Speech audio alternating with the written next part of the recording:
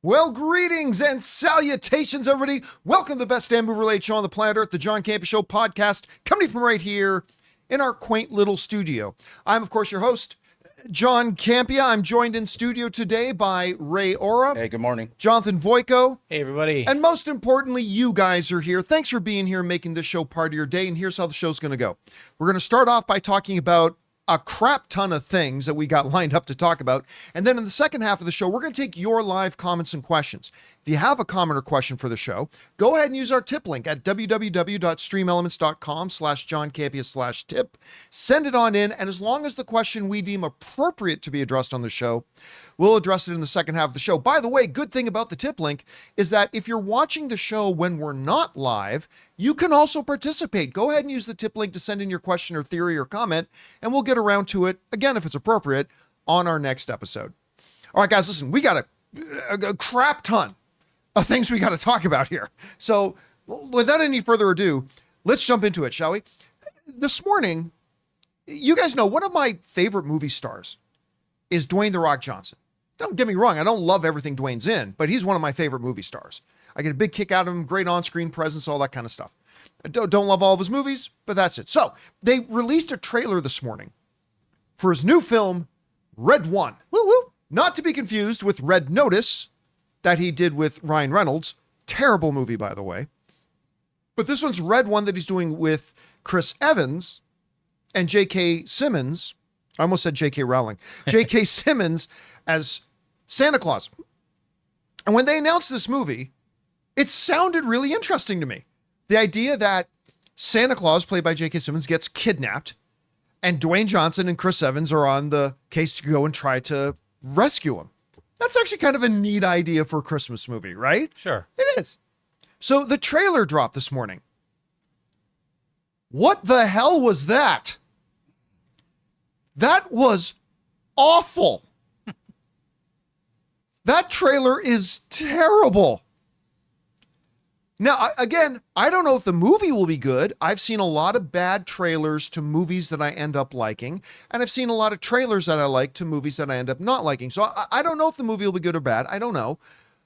But the trailer was awful. They went for all the on the nose. This is typical with trailers for comedies. They go for all the on the nose comedy beats. So you're left wondering, is like, well, is this just going to be very obvious jokes, or is there more to this, you know? And from what I understand, I could be wrong about this. Ray, you might want to fact check me on this. I think I heard they spent $250 million on this movie. Someone's walking around with $200 million. Someone did real good. That's right. 250 million is the budget thing. Now look, first thing I can mention, JK looks like a freaking beast. Oh, yeah. That man is 69 years old, and he can beat the living crap out of any of you. Like he looks great. I love JK. I think he's absolutely wonderful. And obviously I love Chris Evans. I really like The Rock, but the Krampus stuff was kind of cute. That part was pretty funny. Yeah. I'll give credit where it's due. I thought the Krampus thing was pretty cute. But anyway, I just, that was rough. I hope the next trailer's better. I really do. And what's with that joke when he goes back in, do you have a Wonder Woman toy? Oh, because he wants a sex doll. Ha ha. Oh my God. Now, I have specifically not asked the guys in the room with me what they thought about this trailer. So Jonathan, what did you think about the trailer? Look, I kind of give comedy trailers a pass sometimes. So I was saying to you, I keep ebbing and flowing to this is going to be like entertaining, or this is going to be like sweat inducing because it's so bad. So it's just like sweat inducing. It's like this could be good. Oh no, this is going to be really bad. It might be good. Oh no, I think this is going to be really bad. I just ebbed and flowed. And like I said, it's just like if the jokes are these really bad one-liners throughout, it's going to be bad. Ray, you watched it. What do you think? I think this movie might be the perfect example of why these streaming services should exist, so that you could put them. I think this is going to theaters. Is it? Yeah, this is a theatrical film. But that's what is ironic to me. It's like something like this makes it to theater, and then you get other films that should have been. Oh, well, then, Yeah. like theaters Roadhouse, that didn't get Yeah, Roadhouse should have got a theatrical release, in my opinion. But, Yeah, now this one, I'm kind of thinking should go to streaming. I'm pretty sure I'm gonna like it. I like stupid Yeah, but you're stuff. gonna like it on Campea Plus. I mean, listen, I hope on Campea Prime. Yeah. I hope it's good because I like everybody involved with it. And I like the concept. So I'm gonna keep my fingers crossed. But yeah, the trailer, not so good. Anyway, guys, question is for you. Did you have a chance to see the Red 1 trailer? If so, what did you think? Maybe you liked it more than I did and it worked for you. Hopefully it did. Maybe you're like me and it didn't work at all. Whatever you guys think, jump down to the comment section below and let us know your thoughts. All right, guys, that down. Let's go on to this, shall we? San Diego Comic-Con is upon us now, next month.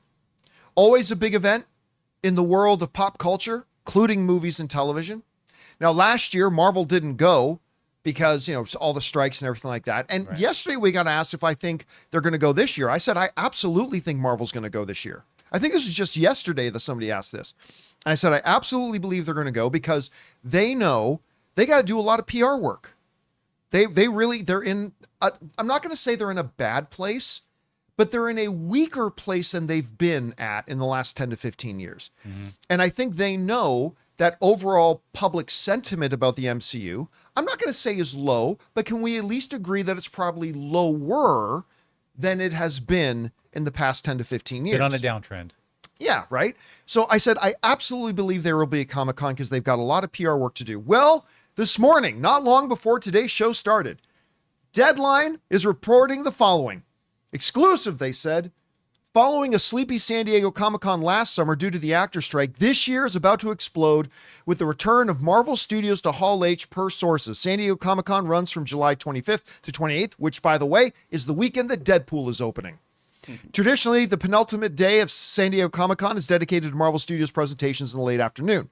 No, the studio was present at the Fanboy Confab last year with a trade floor booth, a comic book panel, autographs from distinguished here. This year's presence for Marvel falls on the opening weekend of their first R-rated Disney movie, Deadpool and Wolverine, which is expected to be huge, with some tracking films spotting a possible, I still find this hard to believe, $200 million opening weekend.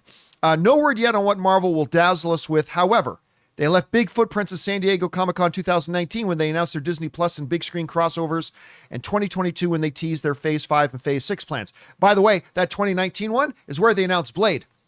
Where's that? Oh, well, wait for this year's announcement. It's coming. Can't wait to find out what they announced this year that we got to wait 18 years for. Woo! Woo! You're going to find out. So they're back. They're back at Comic-Con. Yeah. This is obviously great for Comic-Con. But I also believe, like I said yesterday, this is an absolute necessity for Marvel. Marvel needs to be at this event. They need to start turning the public opinion around again. Again, you may not think the public opinion on Marvel is low, but you at least have to agree that it is lower than they're used to, right? And this is something they need to do. So it raises the question, what are they going to talk about? Well, we already know, we're going to talk about this a little bit later. The day after Comic-Con, they start shooting Fantastic Four. So I 100% believe we are going to get a lot of talk about Fantastic Four. Mm-hmm. I don't know if they're going to have the cast there. I'll suspect they'll have the cast there, but if they start shooting the next day in London, they're going to have to do a stage thing at Comic-Con, then get right on a plane and fly out to London.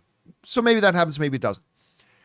Deadpool opens that weekend, so you know they're going to, even though they're going to have Hugh and Ryan going all over the country, right, doing promotion, what better thing is there to come out on stage at Comic-Con on your opening weekend to continue to pump and promote? And by the way, by the time this panel happens, the movie will already have been in theaters for a couple of days because it's going to go open on the Thursday night. Yeah, and it's not just going to be Hall H. There's going to be a Deadpool and Wolverine presence, marketing presence in San Diego like none other. I mean, there's just it's going to be plastered everywhere. There's going to be like actors in the garb. They're going to have, it's going to be all over the place. Yeah, it's going to be all over the place. They're going to be, because it's literally that weekend. Yeah. But that then raises the question, what are they going to announce this year? Unlike CinemaCon, which is not for announcements. CinemaCon is for showing you actual footage and things that are coming. Comic-Con is normally a place where they do show some stuff, but it's also a lot of announcements. So I think we're going to get our first glimpse, not visually, but I think they're going to give us our first little tidbits about the upcoming Avengers films. I'll go on this. I will predict that we're going to get a title for Avengers 5. That's what I was going to say. We're going to get a title. Right? We're going to get an Avengers 5 title. Yeah. Because it's obviously, you guys remember, it was going to be called Kang Dynasty. Yeah. We've already found out that it's not going to be called that anymore. So I definitely think we're going to get an Avengers 5 title. I also believe that we are going to get our first look at the new season of Daredevil. Mm-hmm. I think because they're wrap production. I think they will give us our first actual, even though the show's a ways off, I think we will get a look at not a trailer, but probably a scene or two. But I think we'll get an Agatha trailer. A what? Agatha trailer. Okay, well, I was going to get around to that next. Also, I think we're going to get Agatha, which I am totally excited for. It's one of my most anticipated upcoming Marvel projects. I am very excited about Agatha. I'm actually a little bit confounded that more people aren't excited about it, but I am. I don't care what anybody else says. I think this is going to be a great show. I also think this. We're going to get an official announcement of Spider-Man 4. Oh, that'd be... Yeah. That's going to go off. I think we will get an official announcement of Spider-Man 4. I don't know that they're going to give us a release date, but I think they're going to bring out Tom Holland. I think we're going to get an announcement about the thing officially happening. So that's what I think is going to come. Also, we're going to get an official announcement for Shang-Chi 2. Ooh, that might be wishful thinking, but I'll go for it. But you know, Destin, they've talked a lot about Destin, who of course directed the first one. Yeah. That he is, they've reiterated recently that he is still 100% on Shang-Chi 2. Mm-hmm. And so I think we will finally get an official announcement for Shang-Chi 2. So that will be coming. Maybe a few more details about who might be appearing in the upcoming Avengers films. Like, what I don't think they're going to do is overextend themselves with like 30 announcements. Right. But I think they're going to focus on some very big feel-good announcements, right? Because like you said, Jonathan, they are going, the pop Hall H is going to have when they announce Spider-Man 4? Huge. Yeah. And they'll build up to that, right? That'll be, so it'll be like, Agatha, it's like, okay, cool, that's cool, Daredevil, yeah, that's cool. Avengers, new title, cool. Oh, we have one more thing. Tom Holland comes out. Yep. Spider-Man. Now, Boom. I don't know that Daredevil is just going to get an okay pop. I think Daredevil is going to get a monstrous pop. Yeah. I really do. I think that one too. And I think on its 5-year anniversary, they will bring out Mahershala Ali again. I know. But I think, and you know what? Wheel him out. If they are smart, they'll make a joke about it too. I think if they're smart, they'll be self-deprecating about it. They'll dig a couple of jokes at themselves about it. And they'll say, to celebrate the 5-year anniversary of our announcement of Blade, ladies and gentlemen, Mahershala Ali. And I honestly think they will give an update. Well, it would keep it alive because most people think it's dead. If they do that, then we know for sure it's happening. So yeah, and I think that will happen. Yeah, and I think yes, I downplayed the Daredevil. I was just up playing Spider-Man because that would be a surprise. Whereas we know Daredevil's coming. Sorry, Ray. On the 5-year anniversary, they finally make the announcement. We've been working very hard for these years on Blade, and unfortunately, with actors' schedules, Mahershala Ali, who we're very excited to work with, is no longer available to us. But we want to, ladies and gentlemen, introduce you to our new Blade, John David Washington. There you go. Or something along those lines, right? Somebody will come. So maybe we get Mahershala Ali come back out. Maybe they announce a new Blade. Oh, we'll probably also get Paul Walter Hauser as the new Blade. There you go. We'll probably also get Thunderbolts. No, because they're going to end the show with the Blade trailer. They'll be like, you know what? These Blade trailer. No, they said, you know what? We've been pulling your leg this whole time. We've been shooting for years. Already done, baby. Boom. Ended with the Blade trailer. And, yup. See? That's a happier ending than yours. You're ending than What are yours. you writing? Yeah. Sad So, drama? I mean, listen, sky's the limit. I'm very excited about this. Listen, I wasn't going to go to Comic-Con this year. I mean, I was going to run out for an afternoon because a buddy of mine is presenting a movie of his. So I was planning to kind of drive out just to hang out with him. Yeah. But I might actually go out there for this if I can somehow finagle a seat to Hall H in this. And I don't know if I'd be able to do that. There's no way. I mean, it's it tough. depends. It's been tough. If I know I could sell my car and get enough money to get some of these Hall H passes, maybe. It's just I think the way it goes is it just people the earlier line up, and then people were lined up the day before. I think they stopped that though. I think they said you have to line up in the morning now, but yet still that's just a Yeah, here's again, this highlights the absolute stupidest thing about Comic-Con is that you get like 100,000+ people go into San Diego for Comic-Con, and Hall H, that has your biggest event, the things that people want to go to the most, holds 6,000 people. For those of you not so good at math, that's less than 6% of the people who go to Comic-Con are actually able to attend the biggest events of Comic-Con. See, this is what I don't get. Why not on the showroom floor? Why don't they have big screens that they are Closed captioning. freaking broadcasting? Yes! Hall H. You got in. You've made it in. You paid your price to Comic-Con. That should be broadcast inside the floor.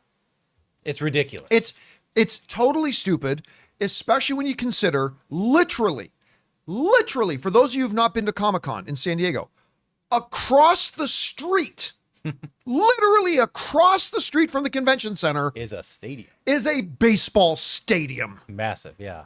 You book that stadium for your big events. Like, how stupid is it? Seriously, people at Comic-Con, you're idiots. How stupid are you that people save up their whole year, save money to plan their trips, come to San Diego for Comic-Con, and the way you facilitate it is less than 6% of the people who come are actually going to be able to get into Hall H for the biggest event of Comic-Con. You're idiots. You're straight up fools. Either move to another city where you have a convention center that can actually accommodate enough people, or just book the damn baseball stadium across the street for the 2 or 3 biggest events that you know the people are there for. Instead, you're going to get 95% of the people going, ending up being really disappointed that they couldn't be in the biggest event. Anyway, I literally settled with just like 200-inch screens, 300-inch screens with projectors Yes. in the showroom. yes, just say across the convention center, we will, a closed circuit. We will Yeah. have closed circuit TV inside throughout the convention center. So if you can't be in Hall H, you can still watch it because Yeah. you came to Comic-Con, you bought a badge. Anyway, And flew there and got a hotel. got a hotel. Didn't even get a hotel. Had to go into a lottery for a Yeah. hotel. Anyway, guys, question is for you. What do you think about this? Marvel officially now back at Comic-Con this year. I expect some very big things. Bomb after bomb after bomb. We've been here before. And we've said that before. But they are back.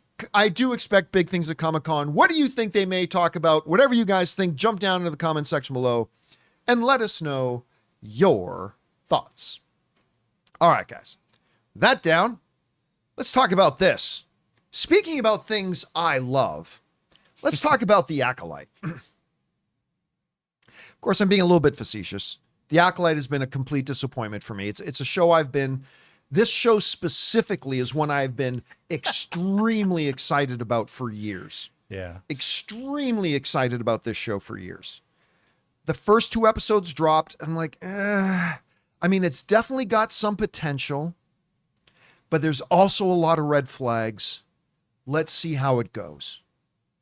Then I saw episode 3 and I went, oh no, this isn't good. Then I saw episode 4 and I went, oh no, this is really not good. And I said to myself, self, let's give it one more episode. I do not like to hate watch things. So if I determine that I am not liking the show, period. And I've decided that it's just at that point now, there's no, then I'm going to tap out. So it was with great hope that I sat down last night to tune in to watch The Acolyte, episode 5. Let me start with the good thing. The combat in this episode, and I'm not just trying to put sugar on it or be nice. The combat in this episode was absolutely top-notch. Top-notch combat. It looked amazing. Absolutely amazing. The choreography was great. It had a visceralness to it. The camera moved at the right times and stayed locked at the right times. There was a good combination of pure saber technique and hand-to-hand combat. I could always tell what was, unlike some action scenes in certain movies and TV shows where you don't know what the hell's going on. You could actually tell and see what was going on. They didn't end the episode in the middle of the fight. They didn't end the episode flat in the middle of a fight or at the beginning of a fight. Yeah. They also introduced a metal that up until this point has only been in Legends. It's called cortosis ore. And it's something they've used in a lot of Legends material, like in some comic books, novels, video games sometimes. And basically what this ore is, what this metal is something that can basically short out lightsabers. When lightsabers come in contact with it, it shorts out lightsabers for a temporary period of time. So at first, I thought it was Beskar because he was blocking lightsaber shots. I thought, oh, he's got Mandalorian Beskar. But then it started showing up. I'm like, you know what? That's cortosis ore. So it's kind of cool that they brought in some elements from Legends into canon now. So I thought that was pretty spot on. The fights were great, all that kind of stuff. So let me say right up front, I thought straight up, no hyperbole, and I'm not just trying to be nice. The action was everything I was hoping it would be. And now I know what Daphne Keane was talking about in the early interviews before the show came out, that the action in this show is going to be next level. The fight scenes in the show so far have been very good, the couple of them that we've had, but this one totally stepped it up. By the way, when Daphne Keane goes head to head with Manny, that was beautiful. When Soul was head to head with Manny, when it was the group of 6 of them fighting, it was great. And so full kudos, full marks to the people behind the Acolyte and their second unit directors and their action choreographers and all that kind of stuff, and the performers with the lightsabers. Good job. It was truly top level Star Wars combat. All right. I want to give it that. Unfortunately, they started to talk. It's like something you say on a bad blind date. Unfortunately, then they started to talk. And my main thing with this show up until now, none of the baby whining bullshit that some people have been crying about. Girls, gay people, none of that nonsense. I mean, absolute baseline, fundamental writing 101 mistakes. And I'm not going to rehash my huge laundry list of all the fundamental problems in the writing with the show up until now. I'll just talk about the ones here. And I want to mention a couple. First, are you kidding me? Last week, in episode 4, they did one of the dumbest things ever by having this Acolyte all of a sudden go, wait, you know what? Change of plans. I'm going to go turn myself into the Jedi, and I'm going to tell them all about this Sith Lord, and I'm just going to trust in the goodness of the Jedi, and I believe everything's going to be good. It's like, what? What? Where did that come from? What the hell is she talking about?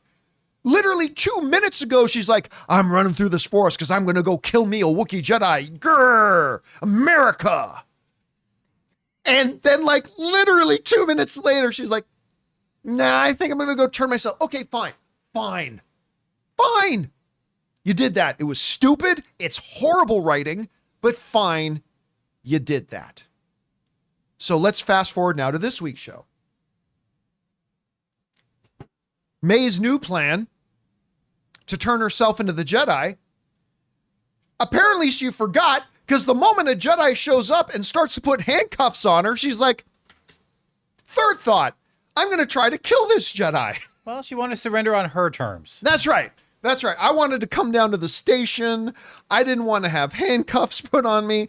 And she's literally starting to fight this Jedi. And I'm expecting any minute she goes, for her to go, I'm here. I surrender. Like I'm expecting that any second, right? I surrender. But no. Fight. Put the knife to her throat, trying to kill Daphne Keene and all this kind of stuff. I'm like, point of order. Didn't you just say you wanted to turn yourself into the Jedi? And then I had somebody write to me and say, John, it's fight or flight. She was literally pinned down and have handcuffs put on her. It wasn't a fight or flight moment anymore. And she's like, and then, as her master shows up and is about to kill her on no less than 3 separate times in this episode, as her master is about to kill her, Jedi swoop in, including Master Soul, swoop in and save her life. 3 separate times Jedi swoop in and save her life. And yet she's like, yeah, that Soul's an idiot. I'm going to shoot him. Okay. Fine. You want to play it that way? All right. That's your way. Good. Okay. Number two. When everybody else was saying Manny was going to be the Sith Lord, I said, I don't believe that, because the writers of this show can't be so bad that they've made it this obvious the only other guy in the show might be the Sith Lord. Like literally the only other guy she knows. Like, and I said on this show, I can't believe that Manny is a Sith Lord, because I don't believe a writer exists in Hollywood today who is so inept that they would make the most obvious guy, and it wasn't hiding in plain sight. I thought maybe they're going to pull something really interesting. It's going to be one of the twins' mothers who comes back and has got a hate on for them. Oh, that could be cool, right? No, just literally the only other guy who's been in the show ends up being the Sith Lord. By the way, he looked great. Give credit where it's due. That dude, Manny, looked great. But when did Sith become bros? Hey, dude, you could call me a Sith? It reminded me a little bit about Quest for the Holy Grail. Yeah. There are those who call me Tim? I'm like, what? Wait. What? Did you go out on a beer run and become a Sith? Sith Bay. I'm like, okay. All right, fine. Then, and this might be the worst one, worse than May going back and forth. You know what they've already done in this episode, in this show? You know what they've already done? Confusion and identity because the girls are twins. They've already done it. It's already been done in this show. And they did it again. At least in House of the Dragon, the guy killed himself. Like, at least, listen, in House of the Dragon, as the twins are fighting each other, the people around, like when one dies, everybody's around, and it's like the writers are smart enough to know the people standing around are not going to be sure whether they're one or not, right? They already know that there are twins. They already know that the twins have been confused for each other and used deception and all that kind of stuff. And yet, when Master Soul comes stumbling along a girl who looks like Osha, I'm sure everything's on the up and up.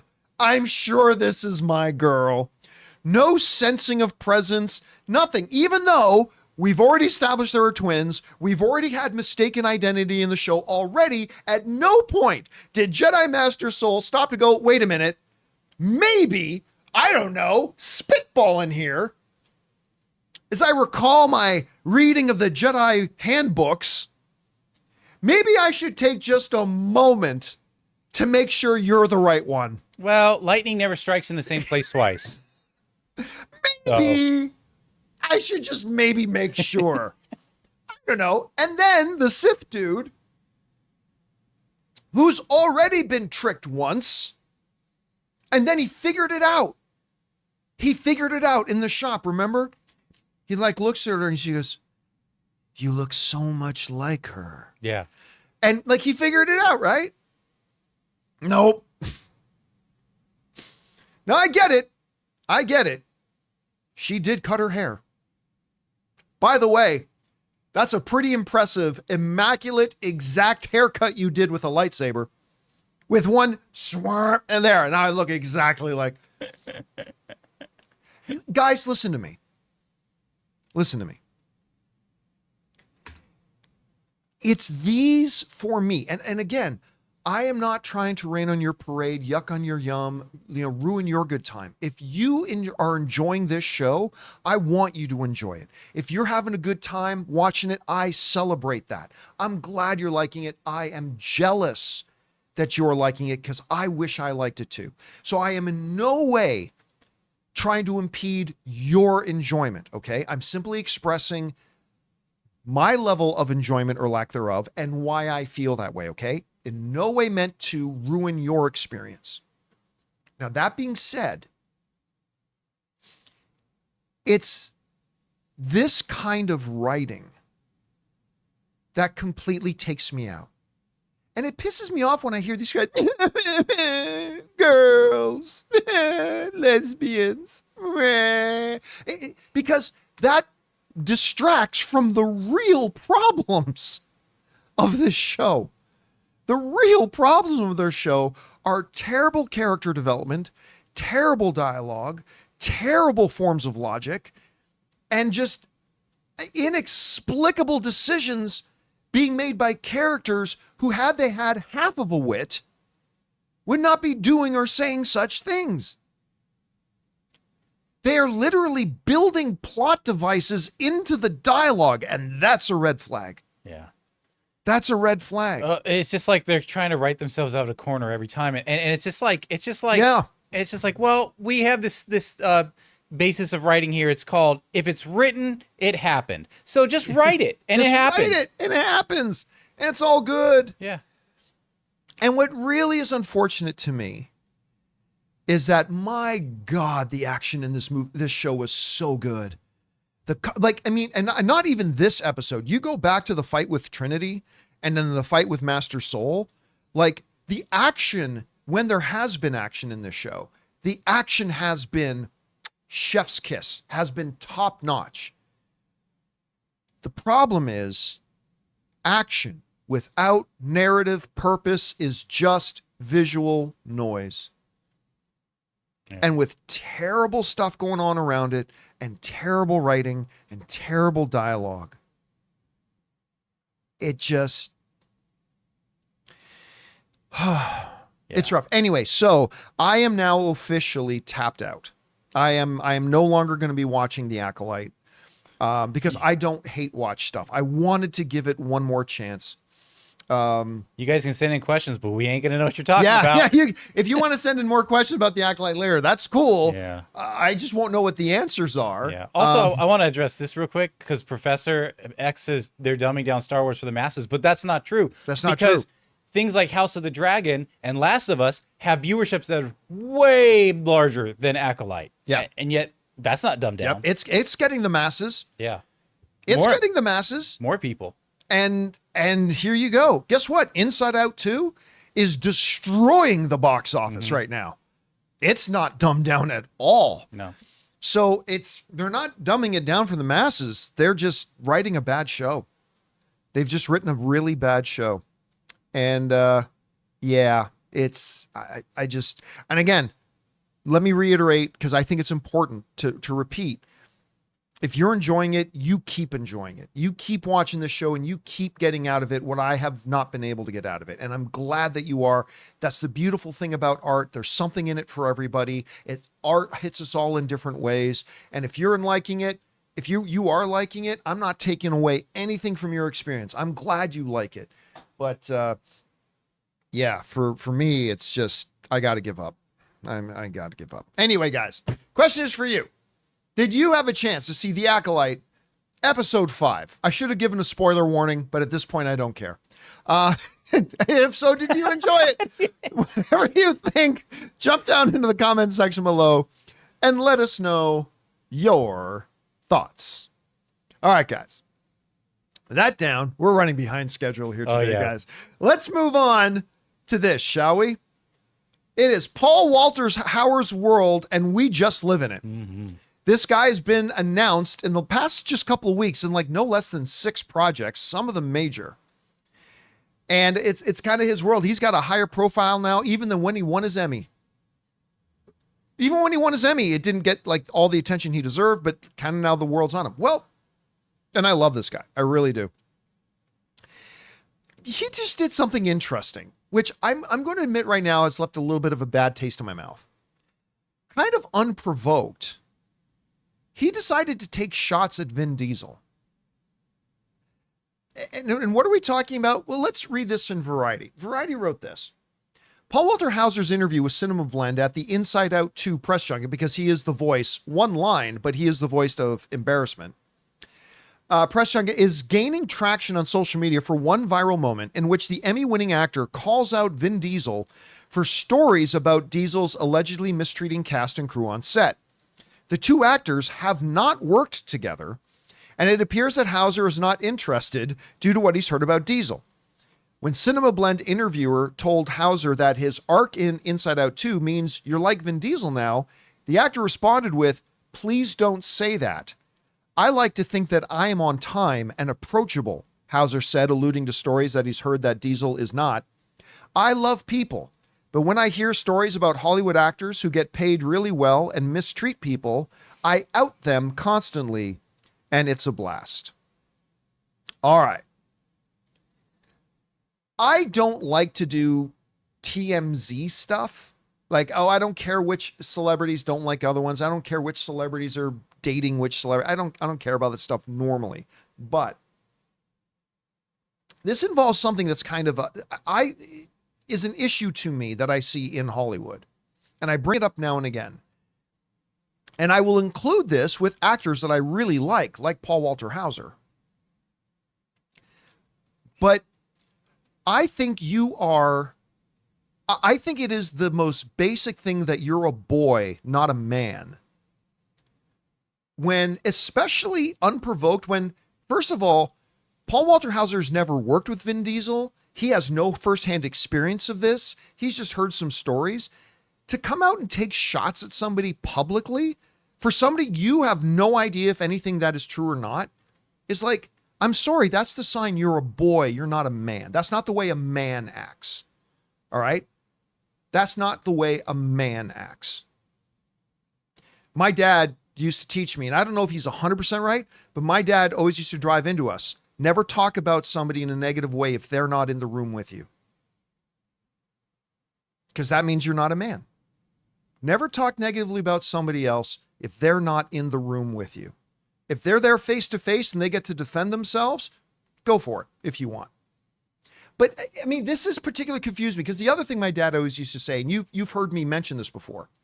The other thing my dad used to say is, the only thing that is guaranteed to happen when you get in a shit slinging contest is everyone ends up smelling like shit. That's why I don't get involved in shit slinging contests.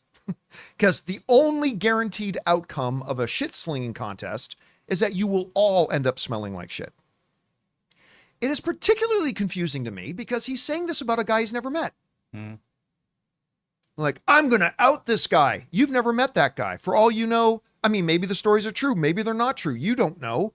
What's the point of sitting here and taking a shot at somebody, number one, who's not here to defend themselves, and you have absolutely no idea if this is true firsthand or not? Yeah, it gets the when I was reading, I was like, oh yeah. Oh, that's really that you've heard. Yeah, but like what you if the weren't people- you weren't on set and saw this, and then you're like, I'm outing this douchebag. He did this to this person. Yeah, and it's also not like the interviewer sat down and said, "Hey, Paul Walter Hauser, what do you think about Vin Diesel?" Yeah. Like it was He just, could just be like, "Oh, don't compare me to him, please," and then move on. yeah.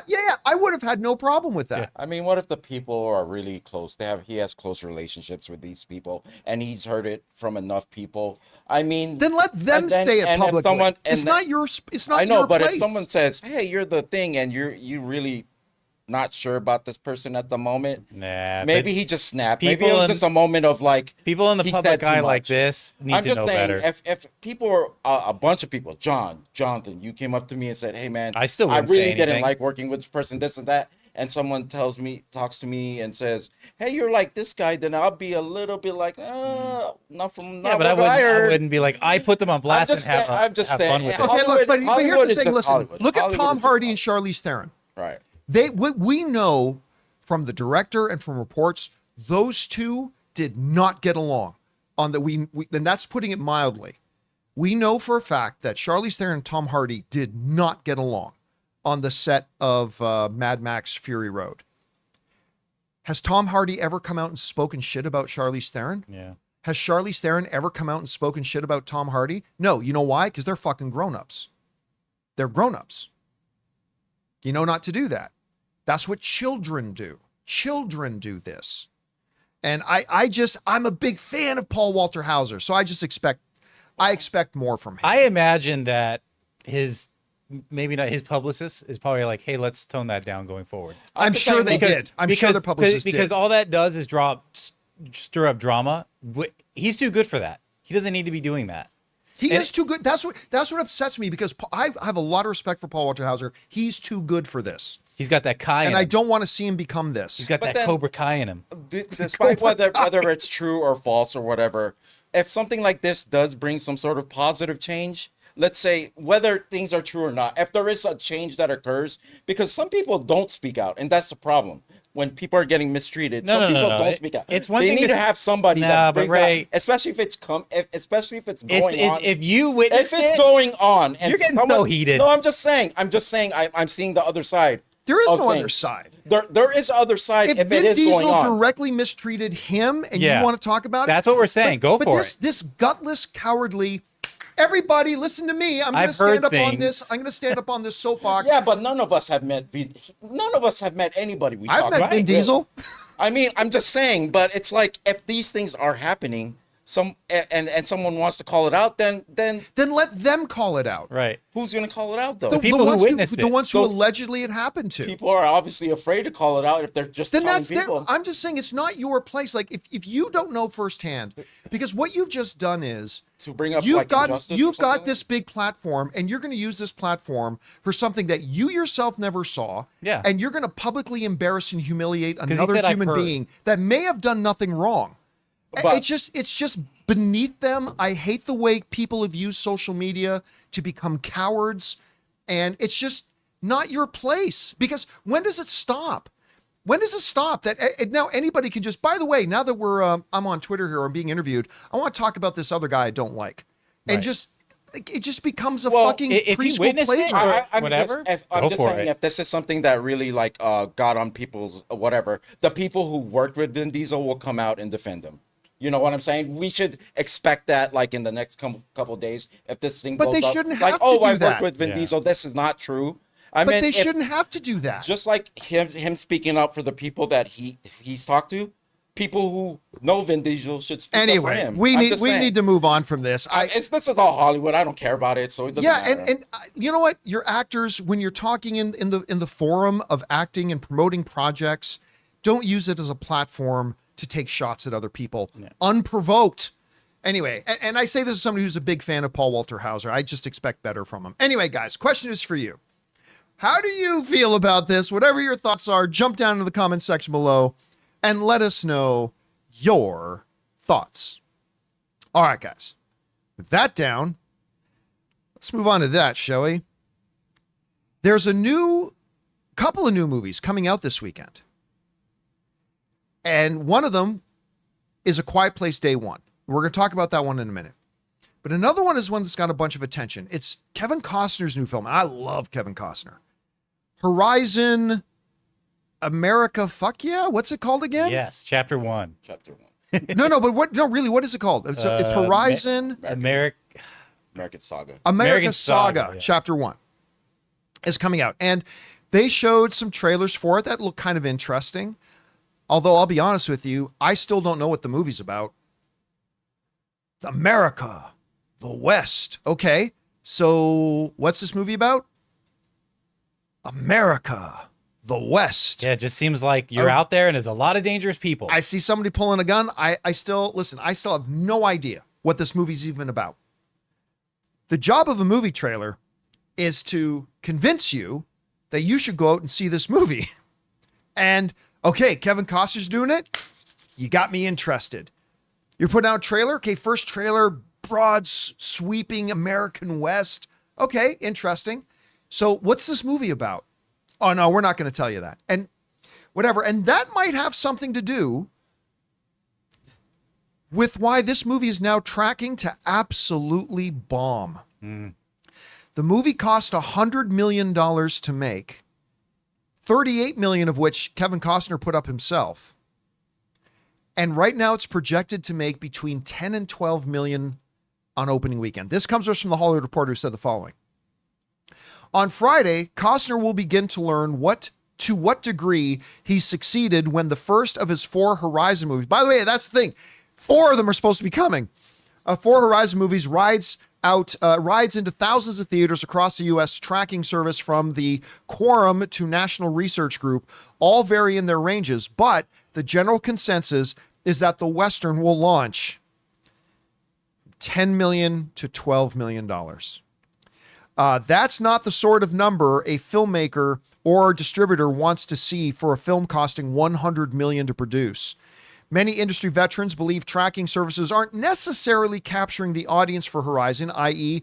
older male adults, and particularly males living in smaller towns and cities in the West, South, and Midwest. All right.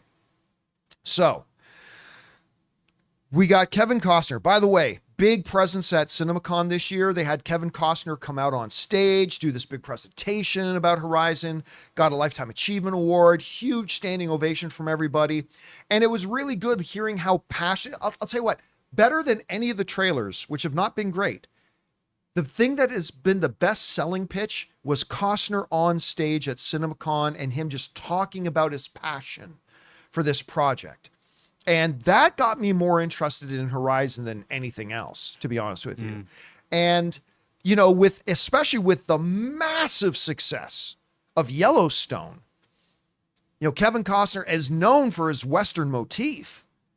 You would think there would be a bit of an audience, but again, trailers that never told anybody what the movie was about and just relying on Costner's name is leading them right now to a $100 million movie that's only tracking in to make 10 to 12 million. Now, maybe as the Hollywood Reporter is pointing out, it makes a little bit more than that. And hopefully it does. But they've got another problem. Part 2 comes out in just about a month or two. And nobody who doesn't see part 1 is going to go see part 2. Right, yeah, that's the thing. And the odds say that not everyone who sees part 1 is going to like it. No movie has everyone like it. So that means you're only going to get people who saw part 1 go to see part 2, because there's no time for it to then finish its theatrical run, let word of mouth get around, have its presence on home video and streaming and all that kind of stuff, maybe find more on it. No. It's coming out like a month later. Mm-hmm. And not everybody's going to like it. So you're going to get fewer people come out to the second one than go to the first one. And if this thing's only going to start with 10 to 12 million, they could be in trouble. I also wonder, I mean, obviously chapter 1, so you would assume there's a chapter 2, but most people don't assume a movie's chapter 2 comes out a couple months later. And they're not making that clear. Also, They have not made it clear. So Yeah. when chapter 2 comes around, there's going to be a good amount of people who are like, oh, they're just advertising the movie I just saw, and not really realizing it's chapter 2, you know? And again, this becomes another example of when people say, oh, Hollywood doesn't make originals anymore. Hollywood makes tons of originals. Here's the newest one. And nobody's planning on going to see it, apparently. Yeah. So I'd be curious. Now, I'm going to hope for the best that, number one, I hope this movie's really good. And then if it's good, I hope it does much better than they're saying it's going to. But let's for a moment, just for the sake of the discussion, let's assume the movie indeed does not do well. Do they pull their plans for releasing part 2? Does a distributor pull their plans for sinking another 20 million into marketing for part 2 and just decide to cut their losses and then put it straight to Netflix or straight to Max or straight to anywhere? So like, what I'm basically asking is, if this movie truly does just open to like 10 to 12 million dollars, do they scrap the plans, the theatrical release plans for the second one? What do you think? No, but I think it's just going to go into small indie theaters. You know, I think they reduce it. Walter White Walker does say that in the trailer, does say part 2 coming in August. So maybe they just keep rolling with that same trailer. You know, I don't know. Maybe. To save money. Anyway, here's hoping it does better. Guys, question is for you. What do you think about this? Right now, it's not looking like anybody's going to go see Horizon. I'm going to go see. Are you planning on seeing it? Are you surprised that the numbers are as low as they are? Do you think they could exceed those numbers? Like the Hollywood Reporter is suggesting maybe it could. Whatever you guys think, jump down to the comments section below and let us know your thoughts. All right, guys. With that down, let's move on to this, shall we? For those of you who may not remember or know, Warner Brothers Discovery is planning on making a new Harry Potter rebooted series. And each season, while in the movies, the Harry Potter movies each did one book, right? Until they got to the Deathly Hallows that they split into 2 separate movies. So each book got a movie. In this case, each book is going to get a season. And because as Harry Potter book fans will have always noted, there's a lot of stuff in the Harry Potter books that have never got into the movies, just too much. So they're doing a brand new rebooted Harry Potter series, starting with the first one, which is called what? The Philosopher's Stone? Yeah. Or it used in depending which country you're in. One country's called the Philosopher's Sorcerer's Stone here. The other one's called the Philosopher's, Sorcerer's Stone. And they're going to start with that, and each one is getting its own season. Well, now we found out who's going to be running this show. And if you're somebody who's kind of been looking forward to this Harry Potter thing, you might get excited about this because they're getting some pretty big heavyweights behind it. According to Variety, Succession alums Francesca Gardner and Mark Mylod are here for Harry Potter. Gardner has been tapped to serve as the showrunner and executive producer of HBO's upcoming new untitled series based on the Harry Potter books, while Mylod is on board to direct multiple episodes as well as executive produce. The news was announced Wednesday by HBO and Warner Brothers TV, which are behind the HBO original series. Both Gardner and Mylod are already deeply entrenched in the HBO family. Besides working on the award-winning show Succession, Gardner also worked on His Dark Materials, and Mylod is a regular helmer at the pay cabler, having also been on Game of Thrones, The Last of Us, and Entourage. Also, adding to his Emmy-winning work on Succession. So you now have executives, producers, and directors who've been involved with Succession, Game of Thrones, Entourage, and Last of Us, and His Dark Materials. Listen, that does not guarantee that this series will be any good. That doesn't guarantee that. But it is an HBO show, which gives you a 90% chance that the show's going to be great. And now they've gone out and got absolute heavyweights to come in and guide and run this thing. Again, none of that guarantees that this show's going to be good. Not at all. But they're doing the right steps. But it's certainly the right first steps, man. Yep.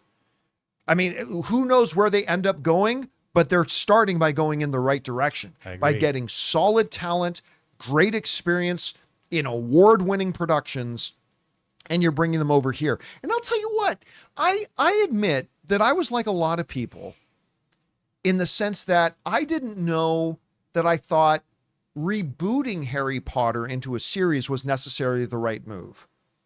I mean, the right move is to make new Harry Potter movies with the Harry Potter kids now adults. Get Daniel Radcliffe, Rupert Grint, Emma Watson, get them all back now as adults and do new Harry Potter stuff. But that's probably not possible because I don't think any of those adult actors now want to do that. Yeah. So that's fine. So I admit, at first I was kind of like a little bit iffy on this, but I'll tell you what, the idea has been growing on me. And I think one of the reasons it's been growing on me is that we have continued to see how passionate the Harry Potter fan base is. Like when they put out that special on HBO a couple of years ago with the anniversary reunion cast, special. the reunion. And literally people watching that on TV, including my own wife, crying, watching it. And you see that passion. I still go, when Ann and I go to Universal Studios Hollywood, the most packed place. I mean, Nintendo World is up there now too, because it's fantastic. But the Wizarding World of Harry Potter in Universal is always packed. And whenever we go, always tons of people in their Hogwarts robes, repping their houses, wearing their sorting hats and all that kind of stuff. And you know what they don't do? They don't make you get a reservation for those lands and then say you can't come in. Don't get me going on Disneyland. I'm not trying. Do it. But what I am saying is staying it. positive that it's just like you can just go and see it, and it's great. Yeah. And it's wonderful. And I'll tell you what, guys, I have been won over to starting to think this is probably a pretty good idea and might actually be a pretty good, who knows, but they're off to a good start. Question is for you guys. What do you think about this? The world of Harry Potter now has the people who are going to be running these shows, and they've got some really good people behind it now. Do you think the show has a chance of being good? Do you think the Potter fans will get behind it? Whatever you guys think, jump down to the comments below and let us know your thoughts. All right, guys, listen. We still have a number of other things to talk about, including Quiet Place Day 1 is looking like it's going to have a big opening weekend. A Green Lantern series is now officially on the books and ordered. And Kevin Feige has confirmed a number of things about Fantastic Four, including when it starts shooting, when it takes place, and maybe more importantly, in what universe it takes place in. We're going to talk about that and a few things more, but before we do, we're going to take a quick second and thank the sponsor of today's episode of the John Campea Show podcast, our friends at Miracle Made.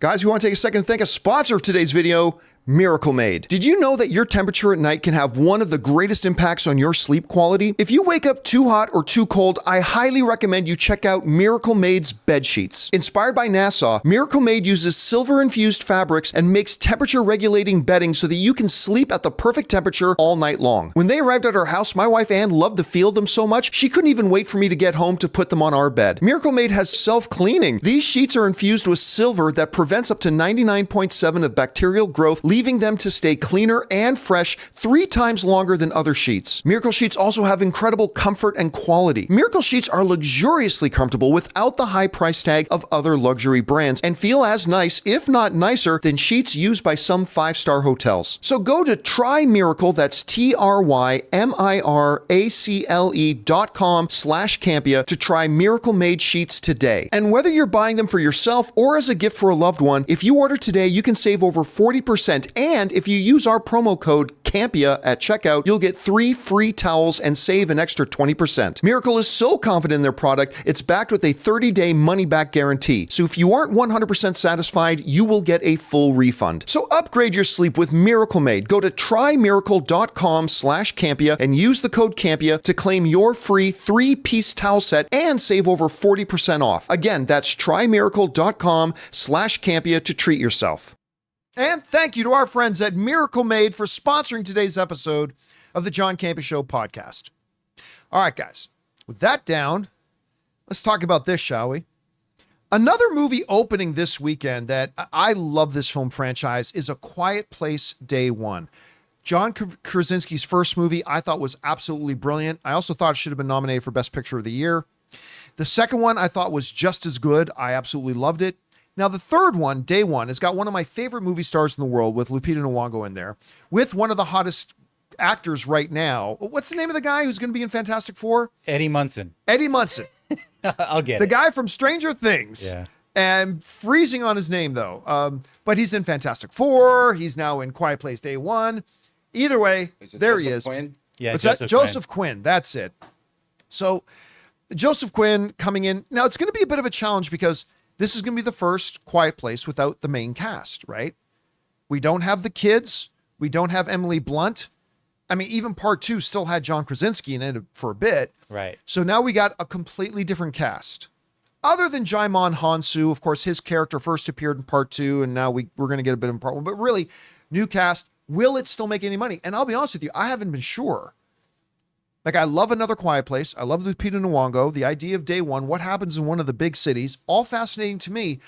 But without the original cast, and now we're going into part 3, can the movie make any money? Well, according to the box office projections now, the answer is yes. This comes to us from Variety, who writes, the film, which takes place a while before the Abbotts, the family at the center of the prior 2 movies, were forced into hiding from terrifying, sound-hunting creatures, is expected to collect a solid $40 to $50 million from 3,700 theaters in its opening weekend. The prequel, that's this one, costs $67 million to produce. I want to put that in perspective. By the end of its opening weekend, and the 40 to 50 is just domestic, which is, we're always talking about just domestic when we're talking about opening weekend. But worldwide, we're talking about this movie maybe making back its production budget in its first weekend. It could, that and marketing. Yeah, now I was going to say, that doesn't mean it's profitable. Yeah. Because it still has marketing, the theater's cut. But if you as a movie can make back your production budget in just your first weekend, you're doing pretty good. And actually, this thing is actually measuring up pretty well with the other Quiet Place movies. Let's take a look at this. When you look at the budget to box office stuff for Quiet Place, the first Quiet Place movie had a budget of just $17 million, which is crazy to think about. Krasinski just killed it. And it opened to $50 million. 17 million. Now, on the next one, they knew they could do a lot more, have a much bigger budget.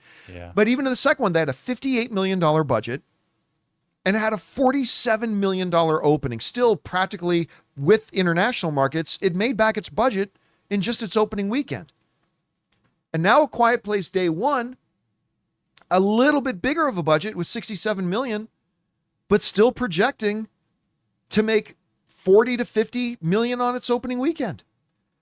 This is a money printing franchise. And I'll be honest with you, I think this is a really good number, because you could look at this a little pessimistically and say, well, you know, the last one made 47 million. You would hope it, but yeah, but how often does a sequel or prequel come out without your original stars, Right. and it does as well or better? It doesn't happen often. I'm not saying it never happens, but it doesn't happen often. And if this movie can actually come out and do this well and get that between 40 and $50 million, or maybe even exceed it, it's really, really in a good place to be yet the third in a row profitable outing for this John Krasinski franchise. So good for them. I know I am going to be there. I'm going to go see Day One tomorrow. I'm super excited about it. Apparently, a lot of you guys are going to be there. Question is for you. What do you think about this? Are you planning to go see Day One this weekend? If so, do you think it can meet those box office projections? Do you think, like Inside Out, it could exceed the box office projections? Whatever you guys think, jump down to the comment section below and let us know your thoughts. All right, guys. That down. Let's go on and talk about this, shall we? You know, when James Gunn and Peter Safran made their announcements about, you know, the first phase of the new DC project, one of the projects that was mentioned was that they were going to do a Green Lantern series. Now, just because we have learned this, something kind of gets announced doesn't mean it gets greenlit or ultimately ordered. And a lot of people have been asking, particularly in the last couple of months, people writing into our show and saying, so what's going on with Green Lantern? Is this show actually going to happen? To which we would say, we think so, but we haven't heard anything in a while. Maybe that's one of the projects. I mean, they had a lot of projects they announced. Maybe one or two of them falls down. Maybe this is one of the ones that falls down. Well, don't worry about that, because it is now official. Green Lantern has been ordered straight to series by HBO. This comes to us from Variety, who writes the following. HBO has officially picked up Lanterns, the first live action series created expressly for DC Studios under co-chairman and co-CEOs James Gunn and Peter Safran. The series has been given an 8-episode straight-to-series order by HBO with, get this, Chris Mundy from True Detective Night Country and Ozark serving as the showrunner and executive producer. Also on board, Damon Lindelof of Watchmen and The Leftovers, and Tom King of Mr. Miracle and Supergirl, who will serve as executive producers and co-write Lanterns with Mundy. Warner Brothers TV is producing with DC Studios and HBO. The show is based on the DC comic Green Lantern. All right. This is great. Number one, it is fabulous because it's now finally official. Great number two, what a showrunner to bring on. I thought True Detective Night Country was wonderful. I mean, so many people love Ozark. And then you're bringing in somebody like a Damon Lindelof, who has had great success with HBO with his Watchmen and The Leftovers and stuff like that. And obviously somebody, Tom King, they've been very happy with working with up until this point. So that's great in and of itself as well. Also great is the fact that with it now being official and it being called Lanterns, this confirms the earlier reports that it's not just going to be a Guy Gardner Green Lantern or a Hal Jordan Green Lantern or a John Stewart Green Lantern. It is going to be multiple Green Lanterns. Expect to see like a Hal Jordan, John Stewart cop kind of thing, like a True Detective, but with Green Lanterns. And Hal Jordan is the only one that's not cast yet, right? Because we have our Guy Gardner, who is I don't think we have our John Stewart. we don't have our John Stewart either. Okay, so those two. We only have our Yeah, I think the only one we have is our Guy Gardner, who's yeah. Nathan Fillion. Right. Okay. But by the way, we don't know that he will be in this show. I mean, I think it's not crazy to think that Nathan Fillion's Guy Gardner will be in the show, considering he's going to be in Superman, unless he dies in Superman. I mean, whatever. But with it being called Lanterns, I think that means we're going to get Hal Jordan and John Stewart. Hal Jordan is the definitive Green Lantern. Right. John Stewart is the Green Lantern that a lot of younger people have grown up with. Also opens the door for others, right? Like maybe a Kilowog, maybe a Kyle Rayner, maybe some other Lanterns as well. It's going to be interesting to see what they do. Now, one of the things that a lot of people have kind of raised an eyebrow of is that it's been ordered by HBO. Technically speaking, and not Max. Technically speaking, this show and the Harry Potter show, by the way, is HBO. are officially being labeled as HBO series. Now, a number of people have been writing into me in the last 24 hours saying, John, did you hear that like Harry Potter and Green Lantern won't be on Max? You got to have the cable television HBO enabled to watch them. No, that's not true. Everything on HBO is on Max. But they're going to call these HBO originals, not Max originals. Exactly. The reason for that is pretty clear. The brand with all the prestige is HBO. This is why when they named the new streaming service Max, if you guys remember, I said, this is stupid. HBO is a revered, honored, and respected brand in entertainment. Why would you throw away that incredibly valuable brand name to call it something as stupid as Max? What were you thinking? I'm going to tell you this right now. Mark my words. I have no insider information on this, but I guarantee you this. With this move, that a lot of their new shows, they're branding specifically as HBO originals, I'm going to make this prediction. Again, no insider information, just a guess from me. But by the end of 2024, I think we're going to see Max renamed. Either just back to HBO Max or HBO Plus, but it's going to be HBO something. And it's what they always should have done, because that is a recognized and trusted name.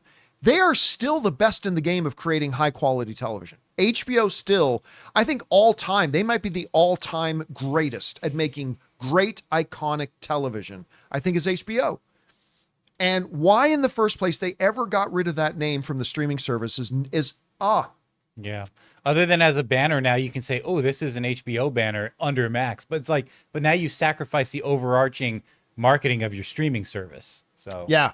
And so I think, number one, it's a good move to call these shows HBO originals, because instantly that's going to put some more respect on the name of these shows.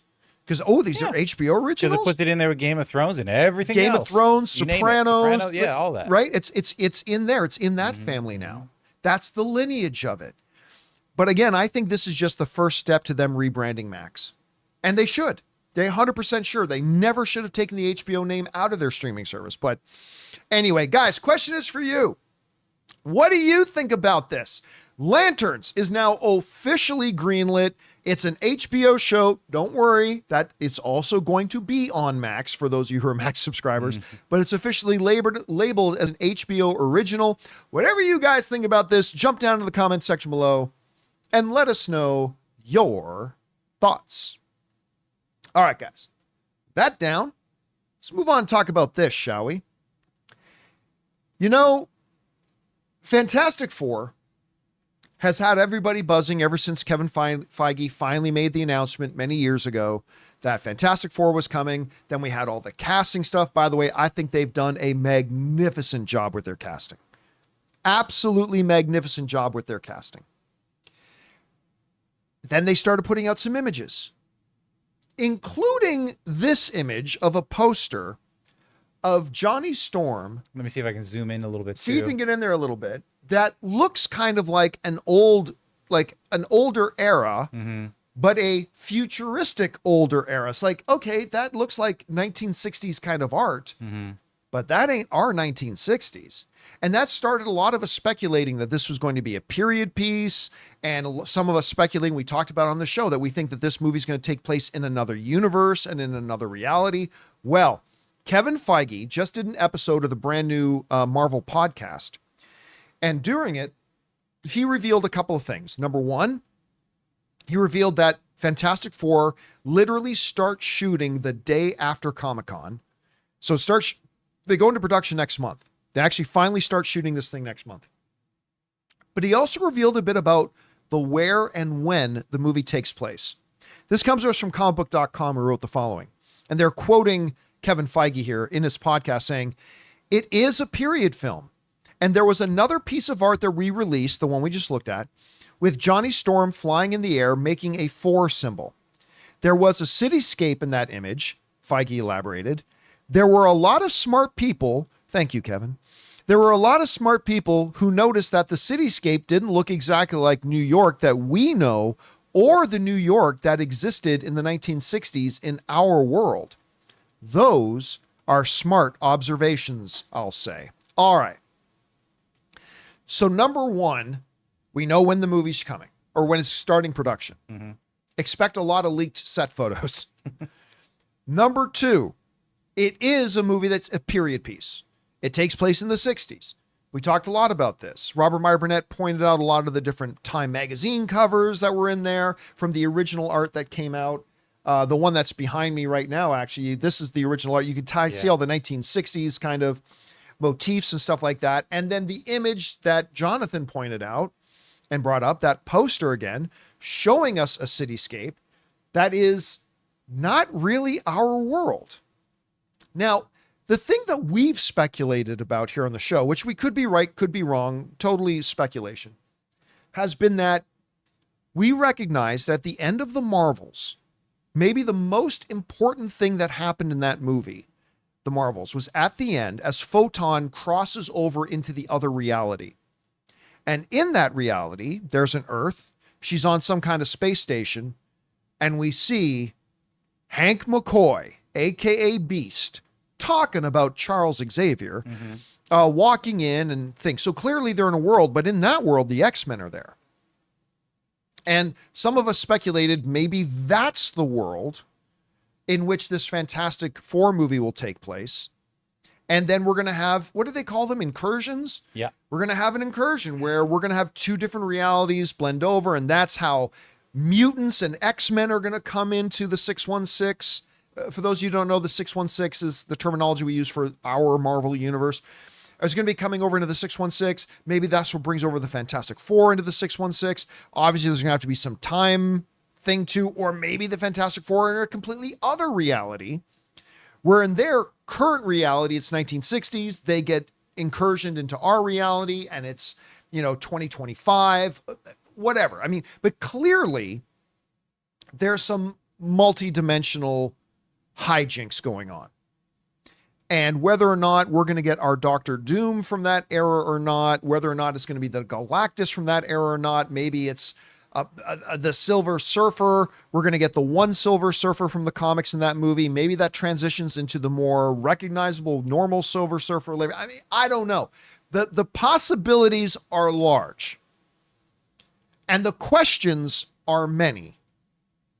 But at least now we know what the starting point of this movie is going to be. The 1960s of a different Earth than ours. Right. Now, will that end up with them being in ours? We don't know for sure. That's the assumption. That's what I'm assuming. But you know what they say about assumptions? Assuming makes an ass out of you and you. That's the saying. That's the saying. Exactly how it goes. That's exactly how the saying goes. Makes an ass out of you, not me, but you. So, but that is the assumption, right? But maybe this is still its own one-shot movie where the entire movie maybe takes place in the 1960s in that other Earth. And then maybe in Avengers 5, we visit that Fantastic Four, who an event early in the movie, much like in Avengers Infinity War, Hulk starts the movie way off in another galaxy on the Asgardian ship, and then Heimdall opens a Bifrost, and Hulk ends up on Earth. Maybe the next Avengers movie starts with the Fantastic Four in their own world, and something brings them into this world. Maybe it's a Kang thing. Who knows? Which would, unless other movies like Eternals, where that might have been an entire, we've theorized that might have been a different universe or whatever. This would be the first movie that we know for sure probably starts in a different non-616 universe. Whereas the others, they may have been in crossovers, but they didn't start there, Let me think. Multiverse of Madness started in 616 and then crossed over. You know what? You might be. I remember there was a theory for a while, and Rob had this theory. I didn't think it was a bad theory. I think it's been proven that it's not the case, but at the time, I thought it was a pretty decent theory that Rob had, that maybe one of the reasons we haven't had a lot of connective tissue between the Marvel movies recently, Rob had this theory that maybe every single Marvel movie out since No Way Home has been in their own separate universes. Like maybe the Eternals movie takes place in one universe. The Shang-Chi movie takes place in another universe, and so on and so forth. And I remember thinking, that's oh, wait a minute, that might make sense. Now, I think they've kind of established that that's not happening, but I did like the theory a lot. Yeah. But yeah, I think you're right. I don't think we've had... Wait a minute. Maybe Doctor Strange 2 did start... Because what came first?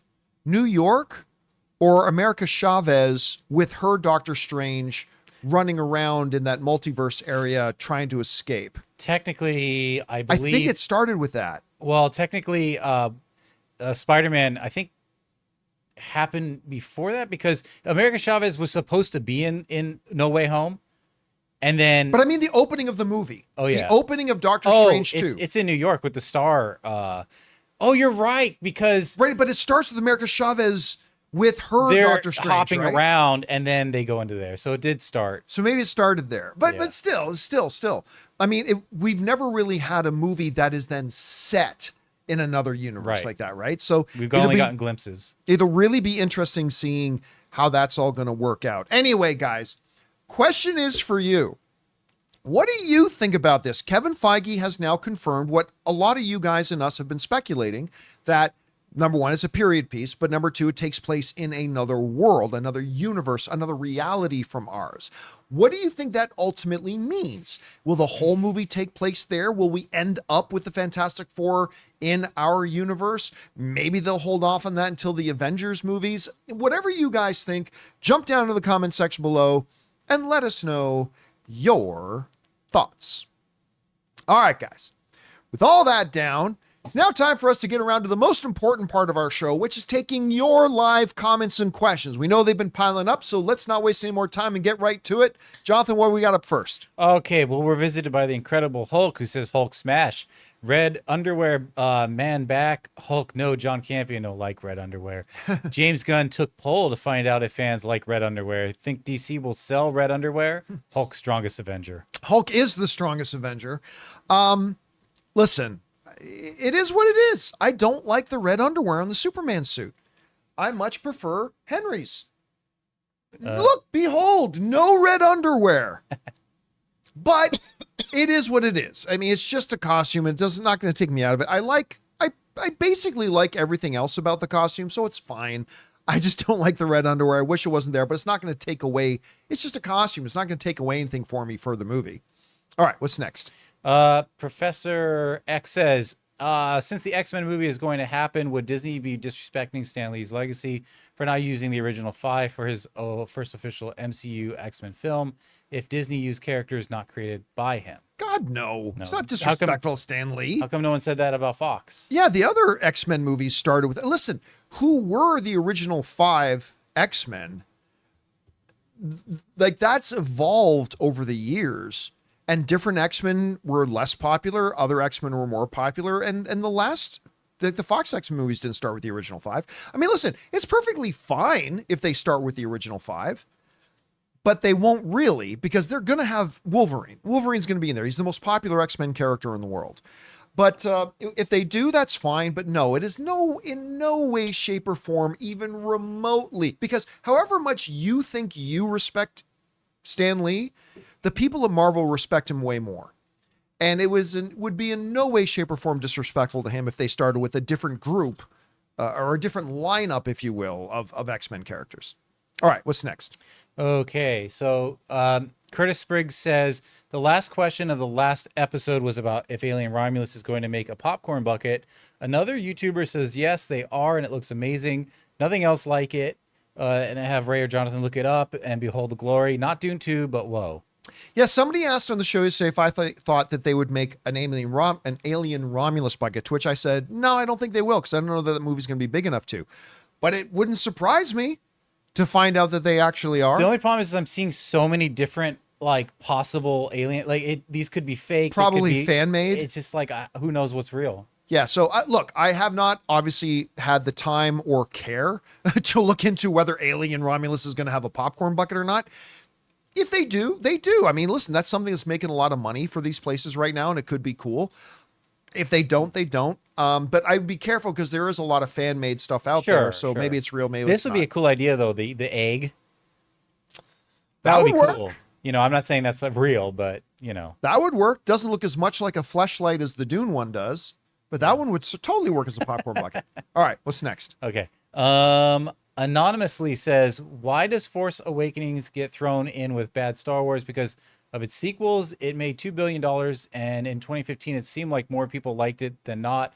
But today, it's lumped in equality with The Rise of Skywalker. It's like hating Highlander because of Highlander 2. I loved Force Awakens. I love The Force Awakens, too. Yeah. Most people did. I mean, that's just a factual truth. Most people loved The Force Awakens. It still stands. I think it will always have the record for the biggest domestic box office in history. It made more money domestically than Endgame did, all that kind of stuff. Me and Schnepp used to love going back to the theater over and over and over again and watching it. It's not as obviously anywhere near as good as the original trilogy or anything like that. And I think Rogue One was a little bit better too, but I love The Force Awakens when it came out. Here's the thing though. A lot of people aren't, how do I put this? A lot of people feel the need to, if I like something, I have to like everything about it and can't dislike anything about it. And oppositely, if I dislike something, I can't acknowledge anything good about it. Like, there are people, I've decided that I don't like the sequels. Therefore, I have to say I hate all the sequels. Or else you're saying something, you're defending the sequels, and I don't want to defend the sequels. Like for me, I hate the prequels, right? I hate the prequels, but I will gladly talk about the elements of the prequels that I think were quite good. Whether it's the pod race, the Qui-Gon lightsaber fights, a number of other elements. I will be more than happy to talk about the things in it that I thought were actually pretty good. I really dislike the Acolyte, but I will take 10 minutes to talk about the things that I think they did right. Absolutely. But for some reason, a lot of people are like, I hate the prequels or I hate the sequels. Therefore, I have to say I hate everything about them and all of them. Okay, listen, dude, I hated Rise of Skywalker. So I'm right there with you. But yeah, I mean, some people try to rewrite history. The fact of the matter is most people really enjoyed The Force Awakens when it came out. And I still stand by that one. Anyway, what's next? Maximus Decimus Meridius says, have you guys seen the FX series The Americans? I checked it out on Hulu and was instantly hooked. Just finished binging it. Why do I never hear about this? Or why did I never hear about this series? Why do I not see more Matthew Rhys and Kerry Russell and stuff? Noah Emmerich was great too. Kerry Russell has had a great career. Yeah. Speaking of Star Wars, she was in, I think she was it The Rise of Skywalker she popped up in? Too bad she had to pop up in the worst one. Kerry Russell's great. I think she won some awards. Listen, The Americans won some awards, but it was also on, which network was it on? It was FX, and it was before the time of before streaming really took off. So unless you were watching cable, unless you were watching FX, you weren't watching I can't remember what came first, The Americans or Sons of Anarchy. Ooh, I'll look that up. Because I have a feeling it might have been I'm probably wrong. I have a feeling it was before Sons of Anarchy, but I might be wrong about that. Sons of Anarchy might have come out first. At any rate. Yeah, Sons of Anarchy. Sons of Anarchy did come out first? 2008, and Americans was 2013. Oh, wow, 5 years. So it was a big gap.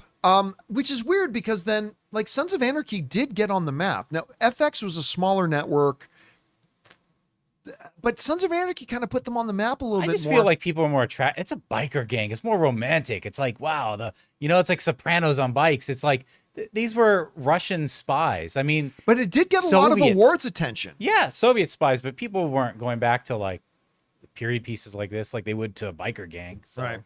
All right. What's next? Data fan says, watch the movie The End We Start From on Netflix with Jodie Comer. Acting is fantastic. She was also brilliant in The Last Duel. Great. Loved her in The Bike Riders. Has won a Tony and an Emmy. Now off to work with Hugh Jackman in Robin Hood. Her star is rising. Well, I mean, her star's been big for a while now. I mean, especially with her work in Killing Eve. That's Jodie Comer, right? Yes. I'm thinking of the right woman. Yes. Yeah. From Killing Eve. And then she was fabulous in Free Guy. Loved her in that. Last Duel wasn't so good, but she was really good in it. Jonathan says she should even get some Oscar attention for Bike Riders. 100%. She's great. Now, this movie, never heard of it. I'm assuming it's a Netflix film. The End We Start From. I've heard of that title. I've not even heard of the title, to be honest with you. But anyway, she is going to win awards. She's going to win more awards. She's got an Emmy. She'll probably win an Oscar before it's all said. She is a fabulous actress. All right, what's next? King Arto says, hey guys, I watched the first episode of the new spin-off series Orphan Black Echoes. It had a solid start. Now the series just started on AMC, but with a quick search, I found the full series was released last November. Were you aware of this?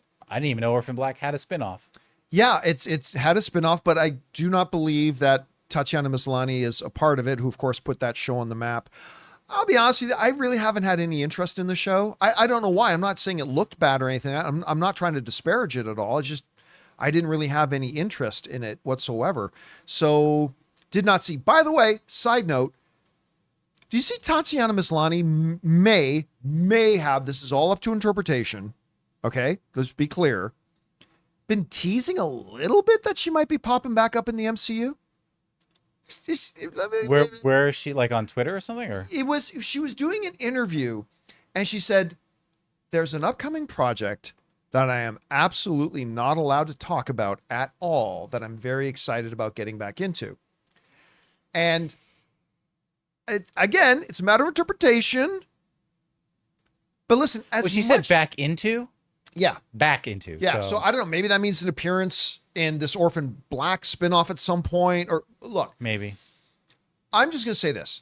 as much as I did not like the She-Hulk show overall, I really liked the character. And I really liked her playing the character. Yeah. Mike Kirby in the live chat is suggesting maybe Daredevil. I would listen, considering that her and Matt clearly have a relationship. I would love to see her pop up in Daredevil. But at any rate, I really wouldn't mind seeing the character come back. Maybe not in a She-Hulk season 2, because again, the writers ruined that show. But I really do like the character, and I like the way she played it. So Yeah. I'd be totally down for that if that were to happen. All right, what's next? Okay. Anonymous says, just watched the trailer for Red One, and I'm sorry. Is this a real trailer for a real movie, or is this supposed to be a fake trailer that would be featured in a different movie, specifically the kind of movie that pokes fun of Hollywood? It's a real movie, man. Listen, and I say this as somebody who is obviously a big fan of Chris Evans and clearly a big fan of Dwayne Johnson. And I love J.K. Simmons. And I really liked the premise of the movie when they announced it last year. That trailer's rough, man. That does not look good. And again, I understand that a lot of bad looking trailers end up being to some very good movies. And I hope that's the case here. But man, that trailer was bad, man. Anyway, that's just my take on it. All right, what's next? Full Boil says, good. I can feel your anger, said Palpatine to John while he was watching the Acolyte. It's just so too bad. Because the new episode starts so strong with awesome, again, not just good, top shelf combat, top shelf action. It was great. And then they started talking. You're going to be like, I'm not watching episode 6, and Palpatine's going to be like, do it. Yeah. No, I am officially, I tap out. I'm done. I'm not watching the rest. I will now just sit back and wait for Skeleton Crew and hope that one's good. All right, what's next? Speaking of Acolyte, Raymond Verada says after last night's episode of Acolyte, you'll see a whole bunch of Filipinos dressed as Manny Jacinto for a Star Wars convention. You'll see Ray Oric come to work as Manny Jacinto. This makes up for the non-speaking role as Fritz in Top Gun Maverick. He had a non-speaking role? And mentioned with Anon, she goes, I should get Ray a costume. Should get Ray a... Yeah, I'm not the right build for that. Darth, what do we call him? Darth Lumpia. Darth Lumpia, that's great.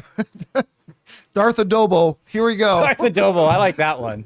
That's a little offensive, John. No, but your sister said it. I'm just kidding. I'm kidding. Anyway, I love Lumpia. And I like your Adobo. Come is on. that what you call my sister, Lumpia? Come here, my little Lumpia. She's not. Come here, my little Lumpia. I don't want to know. I am now totally going to say that to Anne and see what her reaction is. See if it's good or bad. Oh, you're my little Lumpia. See if I get in trouble or I if she guess thinks we're that's doing the show adorable. outside tomorrow. All right, what's next? All right, we should do a poolside episode of the John Campea Show. Yeah, out on the back deck. Yeah. Go shoot on out there. Christopher Rosado says, think you would do what you did similarly with Star Wars, 10 steps to fix with other properties like Marvel, DC, Pixar, etc. Would love to hear your thoughts on those too. Well, I think they found the fix to Pixar. Well, number one, Pixar's never had anything to fix. Yeah. Right? I mean, the one bad movie they put out was Lightyear. Soul was really good. Luca was good. Turning Red was fantastic. Yeah. Elemental was incredible. They just made the mistake of being stupid under Bob Chapek and dumping a bunch of their films on streaming. And then the first film they came back with was their one bad one. So, number one, Pixar's had nothing to fix. But I've already done videos like that with for Marvel and DC and stuff like that. It's been a while, but I've kind of done those ones already. All right, what's next?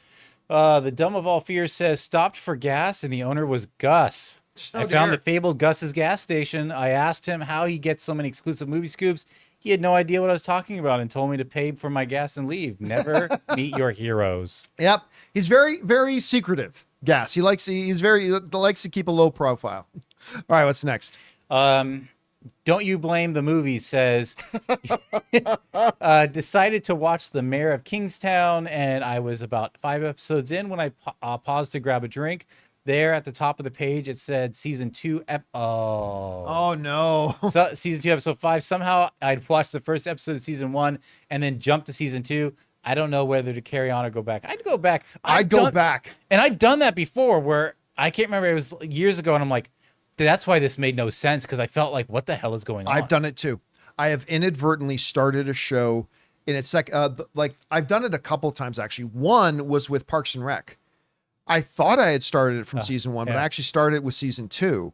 And then I went back and watched season 1 and went, did not need to watch season 1 because the show hadn't really found itself yet or figured out its identity. Season 2 is when it really starts to get its footing. But absolutely go back and watch season 1. 100% go back. By the way, I finally yesterday got caught up with season 3. And I'm all caught up now. And season 3 is a banger. It's so good so far. But yeah, definitely go back and watch season 1 because it's incredible. All right, what's next? Anonymous says, dumbest Star Wars moment, Boba Fett chasing a kitchen droid. I couldn't believe what I watched. Loving House of the Dragon. Rhys Ifans has the perfect I'm surrounded by idiots face. Dude, when he just kind of like, you could just see like he's having an aneurysm in that moment. Also, Matt Smith as the Joker. He could pull a seductive wild Joker. Listen, that moment of Boba Fett chasing around a little droid in a kitchen is absolutely, I don't like using the word cringe, but it is cringy. It's so bad, but it's still not the worst Star Wars moment. I still think, in the plethora of bad moments in the prequels, the dumbest Star Wars moment I think ever, ironically takes place in the middle of a pretty decent scene when Anakin and Obi-Wan are having their fight on Mustafar in Revenge of the Sith. Mm-hmm. And they literally get to that point in the fight where they're standing right in front of each other and doing their lightsaber. They're just feeling the Force, baby. Like literally just spinning their lightsabers for about 15 minutes in front of each other. And it's like, this is the dumbest thing I've ever seen in Star Wars. Chuckle. It's like the dumbest thing I've ever seen. Same fight. There's about 25 different moments in that fight where, because of everything that's going on, one of them is standing at a higher altitude than the other. It happens at least 20 times in the fight. And yet, at the end, Obi-Wan is standing on about a 6-inch rise above on the higher part of the ground and goes, "It's over, Anakin. I have the high ground." That's the true rise of Skywalker. But see, he was over lava at that time, and he was on ground. So it's like, just like, wait a minute, you've had the high ground about 5 different times in this fight, and he's had it about 7. Have you ever fought with lava surrounding you? Come on. Yeah. It's difficult. It's got to make you delusional at that point. It's difficult. I'm not denying it's a very difficult thing. Hot lava is a treacherous thing. No doubt. All right, what's next? Well, Dildar the Glorious says, I really enjoyed episode 5 of The Acolyte, despite May doing a complete, well, not 360, because then she'd be facing the same way, a 180. Well, no, actually, he's right. Well, I guess, yes, it was a 180 and then another 180. A complete 360. Yeah, so now she's 360 back. Oh, so and having it hot. be obvious Khmer was the Sith, I think this was the best episode by far. I'm sure he said it just like that, too. You know what? Here's the funny thing. I don't know that I disagree. This may have been the best episode so far because the combat was strictly so good. The combat was great. And there was a lot of it. And it was exciting and it was thrilling. And unlike like the Obi-Wan Anakin fight, by the way, there's a lot about the Obi-Wan Anakin fight that I liked. I don't want to misrepresent that. I do. But I mean, unlike the Obi-Wan Anakin fight, there was no moment in that fight that I thought, oh, come on. Like they did some, like there's this moment where the Sith dude runs a Jedi through, right? This is the coolest thing. And so his lightsaber's going right through the Jedi and sticking out on the other end. And while he's skewering that Jedi, he reaches out with the Force and pulls another Jedi onto the kebab. And they do just really quick. And I'm like, okay, that was pretty cool. Like that was pretty cool. Yeah, I'll say it might have been the best episode. But even in its best episode, its main problem, terrible writing, stood out as much as any of the other episodes. But yeah, I won't disagree. I think maybe it was the best episode. All right, what's next? Dildar's back and says, it's also ridiculous people are complaining that the Acolyte breaks canon with the reveal of the Sith when the Jedi literally have the power to delete all records of this, and the Jedi still alive, like Ki-Adi-Mundi, just pretend that this didn't happen. Well, again, the ridiculousness of the complaining, like with so many legitimate things to complain about with the Acolyte, people decided to put out a false complaint that they broke canon. No, they didn't. If you know anything about the George Lucas era Star Wars, there was a very definitive, crazy and stupid, but it was there, degrees of canon. The only things that were true canon were the G and T level canons. Only, in other words, under the George Lucasfilm banner, only things that were actually in the movies were actually canon. Anything in one of the lower levels of canon was totally free game to use or not use. And Ki-Adi-Mundi's age was never once mentioned in true canon material, the movies or the TV shows. Thus, Ki-Adi-Mundi's age is not a real issue and should be completely ignored. That being said, this show has to end. Soon. Well, soon. It's got to end soon. This show has to end with Master Soul being killed. Because according to true canon, something that was in the movies, Ki-Adi-Mundi says in the prequels what all the Jedi believe, that the Sith have been extinct for millennia. That means nobody who knows about Manny's Sith character can still be alive at the end of this series. Right. They have to be dead. And it is revealed, confirmed he is Sith? He actually says, okay, you can call me Sith.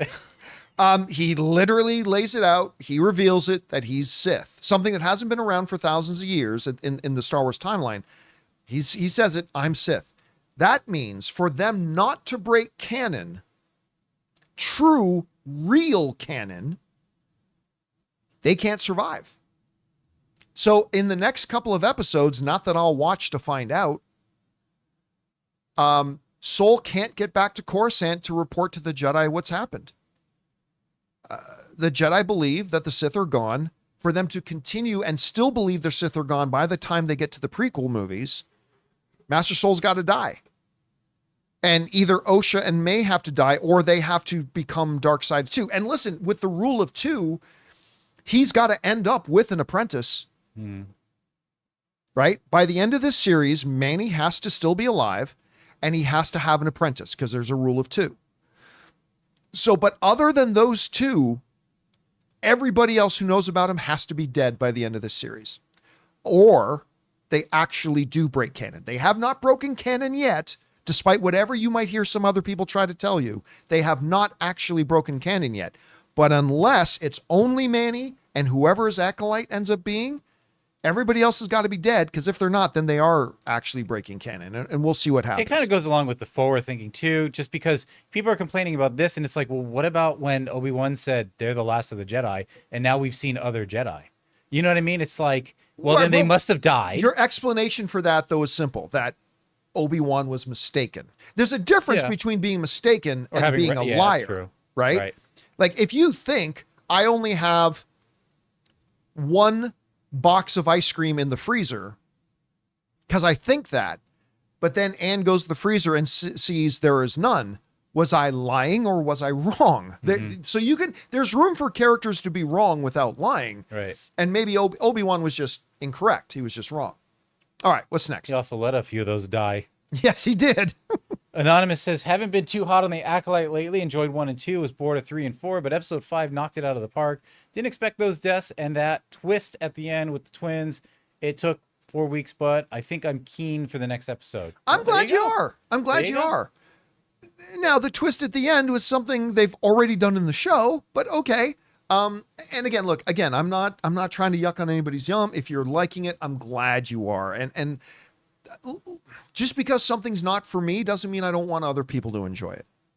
That's the big problem in one of the big problems of Star Wars fandom today, is that there are too many morons out there that if I don't like it, I don't want anybody else to like it either.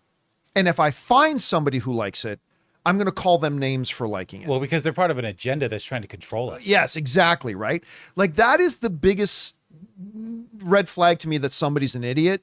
It's like, okay, so you didn't like that. That's cool.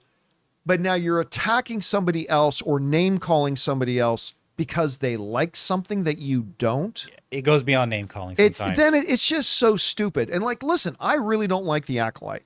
And I will, if you want to ask me about it, I will go into gory detail about why. But that doesn't mean I don't want you to like it. And I hope you would like it. And I hope you enjoy it. I hope you're able to find something in it that I've not, or that it touches you in such a way that it's just failed to touch me.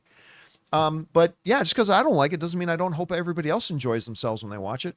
All right, what's next? Better keep its hands off of me. Joe Adonis says, one of two. Hi, John, Jonathan, Ray. Dragons, such fascinating creatures in House of the Dragon, aren't they?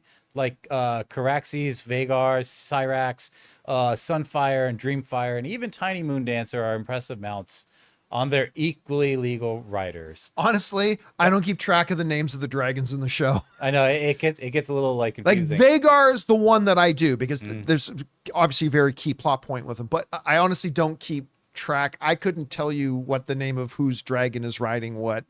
But I just go, ooh, dragon. That's about it. But yes, the dragons in House of the Dragon are very cool. Yes. But he goes on and says, but there's one mount I'm not very impressed with and might even say hate a lot. That little shit Crisco, the Mount of Alicent. The twins need not die because of his incompetence. He deserves death through 1,000 cuts. Dude. And this, look, we talk about this, but that is, ironically, it is the sign of a great character. Like, Joffrey was a great character. Bolton was the next one, right? Was a great character, Ramsay Bolton, because we hated them so much. It's actually a sign of how great of a character they are. And not hated them because we think this is just a terrible character in the show. These characters are so important to it and they get us emotionally invested. And yeah, that little rat's got to die. That little rat's got to die in a horrible, horrible way. But there were like all those memes. Remember Game of Thrones where people are like, Joffrey has to be the worst character in the world. And they're like, waiting for you to meet Ramsay. Yeah. You know? All right. What's next? Matan says, it's nice to see that the IATSE walks have moved swiftly, or talks, I think, have moved swiftly. No, I hope that the Animation Guild will get what they want because an animation strike will be insensitive after the Money Inside Out 2 did in several streaming hits. No, just because a movie makes money doesn't mean people should all get raises. Like, I know that's not the cool and popular and populist thing to say, but there have been a lot of animated movies that have lost money, and you don't go and take money away from animators when a movie loses money. Yes, Inside Out 2 has been a huge hit. Great. The entire industry has needed that. But that's not to take away saying that we all need the animators to make sure they get a fair deal, that they only work reasonable hours, and they get paid properly for the hours that they work. But yeah, like, we don't get to ignore all the things that doesn't get on the radar. Like, because for every one hit or every one thing that becomes popular, there are 3 or 4 other things that don't. So yes, they need to get a fair deal. 100%. They need better working conditions. That's even more important than the money. I mean, really. It's when you hear the horror stories about some of the working conditions. A lot of the stories that have often come out about the nightmare situations for animators, it hasn't been about the money. It's been about the working conditions. So yeah, we need them to be paid fairly, but also have reasonable working conditions. These are all things that need to get met, regardless of whether or not Inside Out 2 was a big hit or whether it flopped. Those are things that still need to be met, and I hope they're able to get a fair deal. All right, what's next? Yeah. And then also Noah real quick just says, well, didn't they agree? Well, it's a tentative. And if it's anything like the other unions, then it goes to the directors to approve and it goes to a vote of the members. Jonathan and I were actually talking about this before the show started. That looks like IATSE. But remember, when people have written in and asked, are you worried about the IATSE thing? And I'm like, no, I felt 100% confident they are going to get a deal done.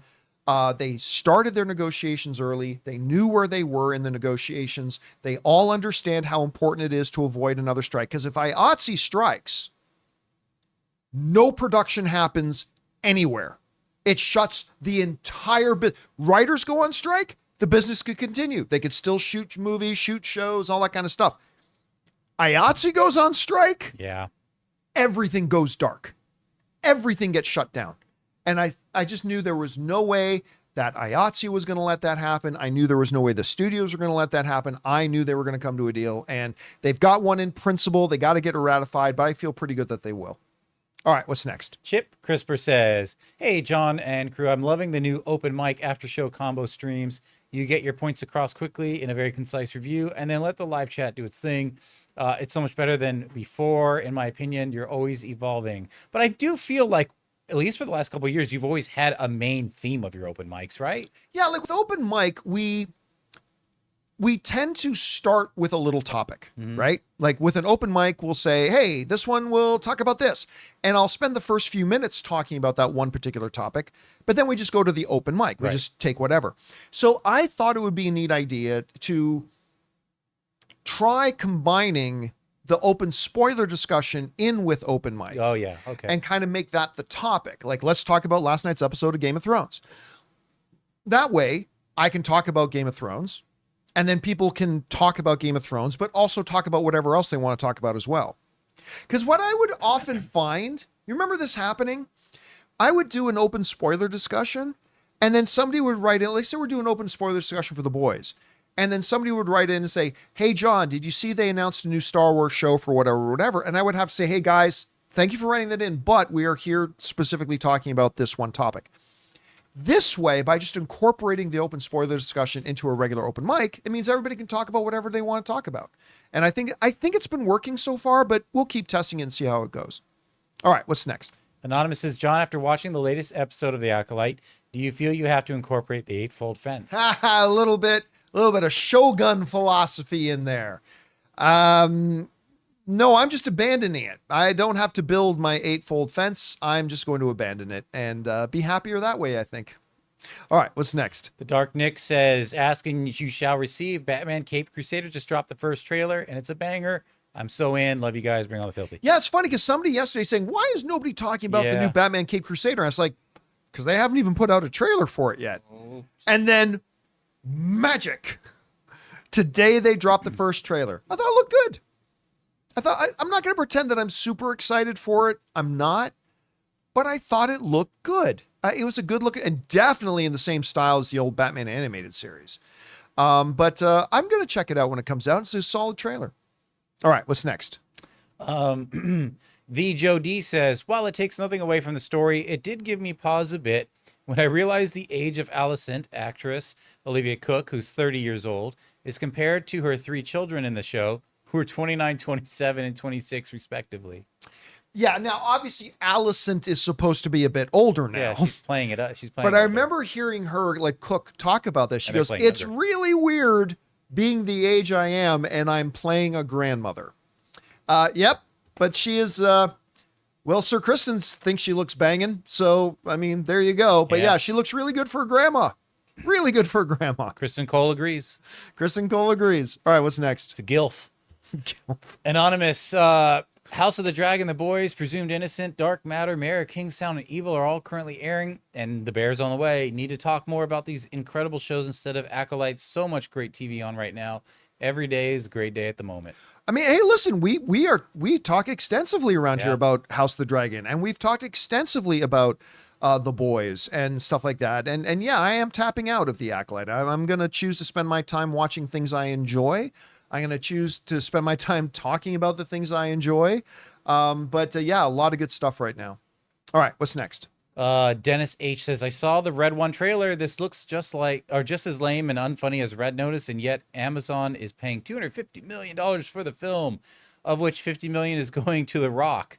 $50 million. Make it make sense. Is a Christmas release enough to keep this from flopping hard?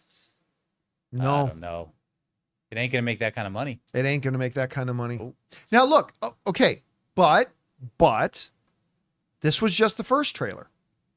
I have seen first trailers that I've gone, that looks awful.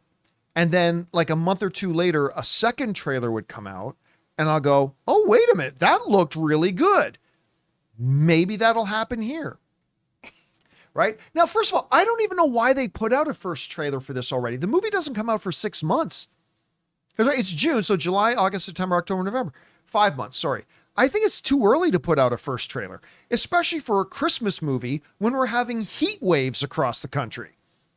So I thought it was too early for them to put out a trailer, number one.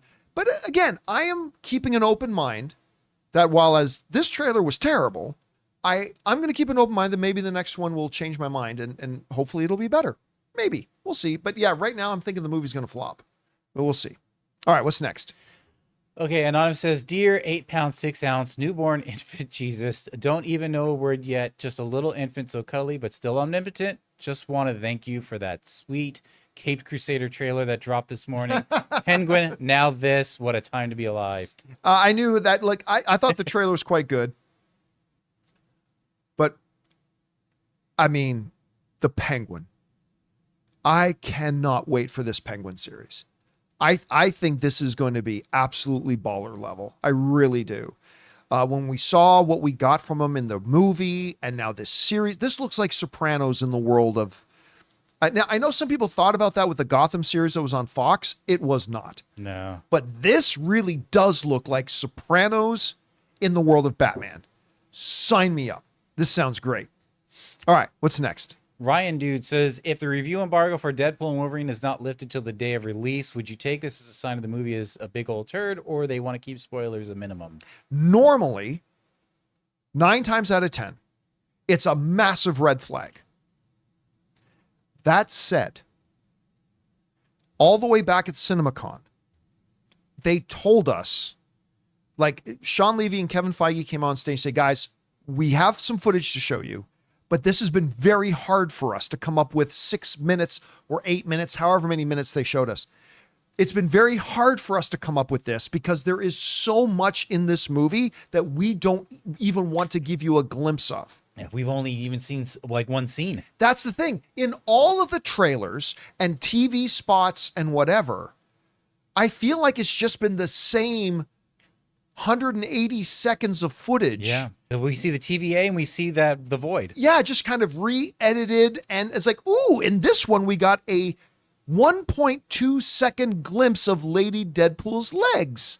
Mm-hmm. Like, it's literally been the same 3 minutes, just rearranged, re-edited, repackaged. And it's all been that they are desperately trying to show us nothing. In this case, I kind of believe we're not going to get a review embargo lifted. Like, I think we'll get a social media reaction probably a week before the movie comes out. But I'm kind of thinking they may not allow a full review embargo to lift until the day before the movie comes out. And this will be one of those very, very rare occasions that I'll actually think, yeah, it's a spoiler thing. Every other time it's like, oh, they're just not reading it because it's a spoiler. Nobody cares about spoilers in this movie. They're clearly just hiding it. And 99% of the time, that's the case. In this specific circumstance, because of the way they've been managing it, yeah, I fully expect that they're not going to raise the review embargo until the day before the movie comes out. I really do. Oh, we'll see, though. Who knows? All right, what's next? Ryan Trabuca says, hey, John and crew, I saw comments on the show highlighting Thelma and how good it was. So last night I went to go see it and loved it. It was a wonderfully heartfelt and hilarious movie. Definitely go see it. I've had so many of you guys write in and tell me about that. Yeah. I haven't even seen the trailer. Oh, I have. I'm trying to see it Thursday, but I don't know if I can. Is it good? Like, does the trailer? The trailer looks funny. It looks good. Yeah. Yeah, I'm interested. I'm definitely interested. I love Clark Gregg. I absolutely adore Clark Gregg. So, and it's always good to hear about a good comedy. Mm-hmm. All right, what's next? Okay. I Am Jack says, cool action. Too bad it was overshadowed by horrific dialogue and meandering plot lines. Someone give Gilroy the Darth Plagueis book and let him run. At this point, okay. On yesterday's show, we did a thing about, I think, the 10 steps needed to get Star Wars back on track. One of the key things was setting up a creatives room with a definitive leader of the creative room. And I mentioned a few names, right? Timothy Zahn could maybe be it. Maybe a Jon Favreau. Denis Villeneuve, even though I'm sure he would never do it. But Tony Gilroy might be the guy to do it. When you see what Tony Gilroy's done with Rogue One and Andor, which is still simply the best thing that's ever come out of Star Wars since Return of the Jedi, I would be totally down with just letting Tony Gilroy be the head of the creative room for Star Wars moving forward. Yeah. I'd be down for that. All right, what's next? Anonymous says, Deadpool is almost here and I'm stoked. Have been waiting for the next MCU since No Way Home. LOL, my goodness. I hope it's an absolute blast. I got my tickets on Dolby with my list, my A-list. With That's what I did A-list. too. I got do I have my phone here? I do. I'm actually seeing an 8 a.m. showing of it. And An I pre-ordered 8 my a.m.? coffee and donut holes. Okay, but this is not opening day 8 a.m., is it? It's Sunday. The Not Sunday. opening day, it's Sunday. Yeah, right here. I've got my. Oh, you can't, but there it is on my A list. There's my ticket Yeah. right there. There's my Quiet Place Day One is right there. There's my Deadpool. That's exactly Wolverine what my ticket. tickets look like. And I got it for Thursday, July 25th. What theater am I seeing it in? I hope it's the Dolby or the Dolby. IMAX. I'm opening up the. I is hope it you the didn't Dolby? get 3D by No, accident. it's. Oh yeah, it is the Dolby. It's Theater 16. That's the Dolby Prime. All right. So on the Thursday at 6:15 p.m. That's where I'm going to be, my friends. That's where I'm going to be. There you go. All right, what's next? Anonymous says, would Disney be... No, we already read this one. Oh, wait, no. Disney's Disastrous Stanley's legacy if they didn't use the original 5. No, we already answered No, we didn't. this. Yeah. But this is a different one they sent in. This isn't because they put 05. This is different. Oh, original 5 X-Men characters for the first official X-Men film, and instead Disney used the X-Men 97 characters that weren't created by him. So it's a twist on it. No, it's not. No, it's not disrespecting if they use. Listen, there's 1,000 X-Men characters. It is not disrespectful any more than the original X-Men movie. Using a different lineup was disrespectful. And he wouldn't care. He didn't care. No. When the first X-Men movie came out, he absolutely didn't care. He'd be on that red carpet saying, "This is wonderful." Yeah, in no way, shape, or form would it be disrespectful to him at all. All right, what's next? Ethan says, and getting stuck there for a few weeks at a time, my question for you guys is, do you have any theme songs for any movies or shows from your childhoods that you haven't seen in a while but always find popping back up in your heads? Thanks for all you guys do. So theme songs that pop up in your head I mean, all the time. there is a difference between theme songs and theme music, right? Yeah. So a theme song would be something like, which is the one that had "Show Me That Smile Again"? That's Don't waste another. Growing Pains. Growing Pains, right? Yeah. So that's a theme song. Yeah. Knight Rider was theme music. Yeah. Dun dun dun dun dun. Dun-dun. Bum-ba-da-ba, bum-ba-da-ba, bum-ba-da-bum-bum-ba.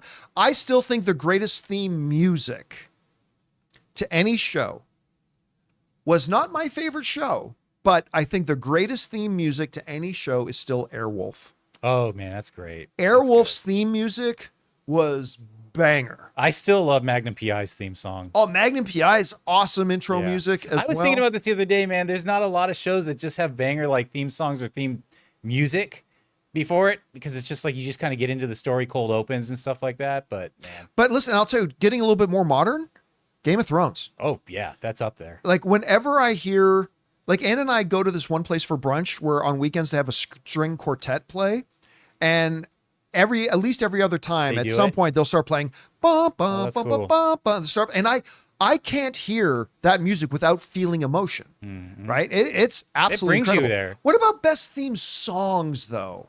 Well, I don't know if they're the best. Peacemaker. Oh yeah, Peacemaker. modern as far as modern. Oh, somebody's saying Fresh Prince of Bel-Air. That's a banger. That's also one of really the good. 90s. For some reason, there's 3 that always randomly pop in my head. It's Three's Company. Oh, It's yeah. Facts of Life. Come on, knock on our door. And it's the Jeffersons. Take the good, you take the bad, you take it all, and then you have the facts of The life. greatest Yeah. American heroes, probably. Oh, that's yeah, a good man. one. Yeah. Actually, you know what? Here's a funny story about Greatest American Hero. So DuckTales is good too. some of you know Anne, my wife Anne, has never seen or heard anything from Jerry Seinfeld until she took me, because she knew I liked Jerry Seinfeld, took me to see a live show of his about a year and a half ago. She loved it. It was her favorite stand-up show of all time. So she decided she was going to watch Seinfeld for the first time. And one of her favorite things ever is George's answering machine message. Yeah. Believe it or not, I'm not home. just about 2 weeks ago, I can't remember what we were talking about, but I didn't realize that Anne didn't know that was not just an original song George made up. That's actually from a TV show. She's like, what? And I'm like, yeah. And I went to my Alexa and I had my Alexa play the theme for The Greatest American Hero. Look at what's happened to me. Yeah. I can't believe it. She goes, this was a real song. I'm like, yes. Yeah. From like this show that was way before its time called Greatest American Hero. But yeah, believe it or not, that is a great one. All right. We got to hurry up. What's next? We got like 5 or 6 more here. Eddie Burton says, with streaming being a money loser for most studios, companies, and continued price hikes, do you think there's ever a scenario where Warner Brothers, NBC, or Paramount abandon streaming and go back to licensing content out to other platforms, or are they in deep? Not Warner Brothers. Definitely not Warner Brothers. Peacock, maybe. It looks like Paramount might be heading in that direction. Paramount, which is odd that they raised their prices, but I guess it's for the bottom line. Yeah, I mean they have to because they're like Paramount Plus is hemorrhaging money. Yeah. But really, listen. I think when it all comes down to, we'll end up with about 4 streaming services. When it all shakes out in a few years, I think we'll probably end up with like 4 streaming services. So probably. All right, what's next? All right, down to our final 5. Suthius, the only thing I will defend about May in episode 5 is that the moment she knew her master was there in episode 4, it was no longer about turning herself in, but running from her master, and she knew that the Jedi wouldn't be able to keep her safe in custody. Considering she's never seen her master fight a Jedi, I reject that. I think if anything, knowing her master was there would just heighten her need to run ally quickly with the Jedi. And especially when on several occasions her master was about to kill her and she saw Soul kind of beat him. Soul could have killed him. Soul had him in a spot and he goes, Jedi won't attack an unarmed opponent. He had him beat. So I think if anything, that would only make it more urgent for her to hey, this guy's here to kill me. I'm with you guys. Take me in. So I don't know that I agree with that. All right, what's next? I Am Jack says the 180s the characters make in Acolyte is mind-numbing. I think it feels exponentially worse when we are getting 15-minute episodes each week. The story pacing is just first ballot Hall of Fame bad. Guys, this week's episode was 26 minutes. Nice. When you take out the first minute and 30 seconds of previously on and then the little intro, and then you stop the clock at when the credits start rolling, this episode was 26 minutes long. 26 pathetic minutes long. Give me a break. Why are you even making a show if this is all you're able to do? Anyway. All right, what's next? Suthia says, I was fine with Soul not being able to sense that Asha was, at that point in time, he was not clear-minded. He got emotionally wrecked after the death of Jackie and Yord and the fight with Darth Smiles. So far, I like the series enough, but could be more. Definitely could be more. Yeah, I mean, listen, I would be more accepting of it if they didn't already go through this process of, oh, there's 2 of them, and we're confusing which ones they are. And the fact that, oh, I got separated, and Osha and May are both here, and maybe I want to double check a bit, see which one this is. I get it. He's emotional and all that kind of stuff. Yes, but just basic common sense at this point would say maybe I should consider we've already been through this in this. We've only on episode 5 with 12-minute episodes, and we've already been through this. Maybe he might want to double check an ID. Just saying, maybe. All right, what's next? John M. says, just saw The Bike Riders. It was great. Maybe my favorite gangster movie of the last decade. Tom Hardy and Austin Butler are great. Have you seen it? What do you think? What's your favorite more recent gangster movie?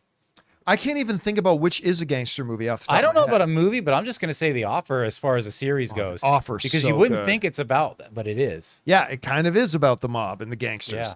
Yeah. The Offer is fantastic. If you guys haven't seen it, you should. There's your reason for having Paramount Plus. It's just for The Offer. I still have not seen Bike Riders. Again, this weekend, Ann and I went away for the weekend out of state. And then this week's been really busy. And now tomorrow I've got Quiet Place Day 1. Yeah. I still want to see, and then I want to see Horizon. Yep. So I don't know when I'm going to get a chance to watch it, although I'm really excited to see it. I just don't know when I'm going to have a chance. All right, what's next? Tobias says, well, Holland has been doing a play at the West End, and that goes until August. He can't be in person for SDCC, but still, I hope they announce Spider-Man 4. Of course he can still be in person. That gives him like 6 weeks to plan one day when an understudy can be in a role, or maybe they plan well in advance. We can't have a show that one day.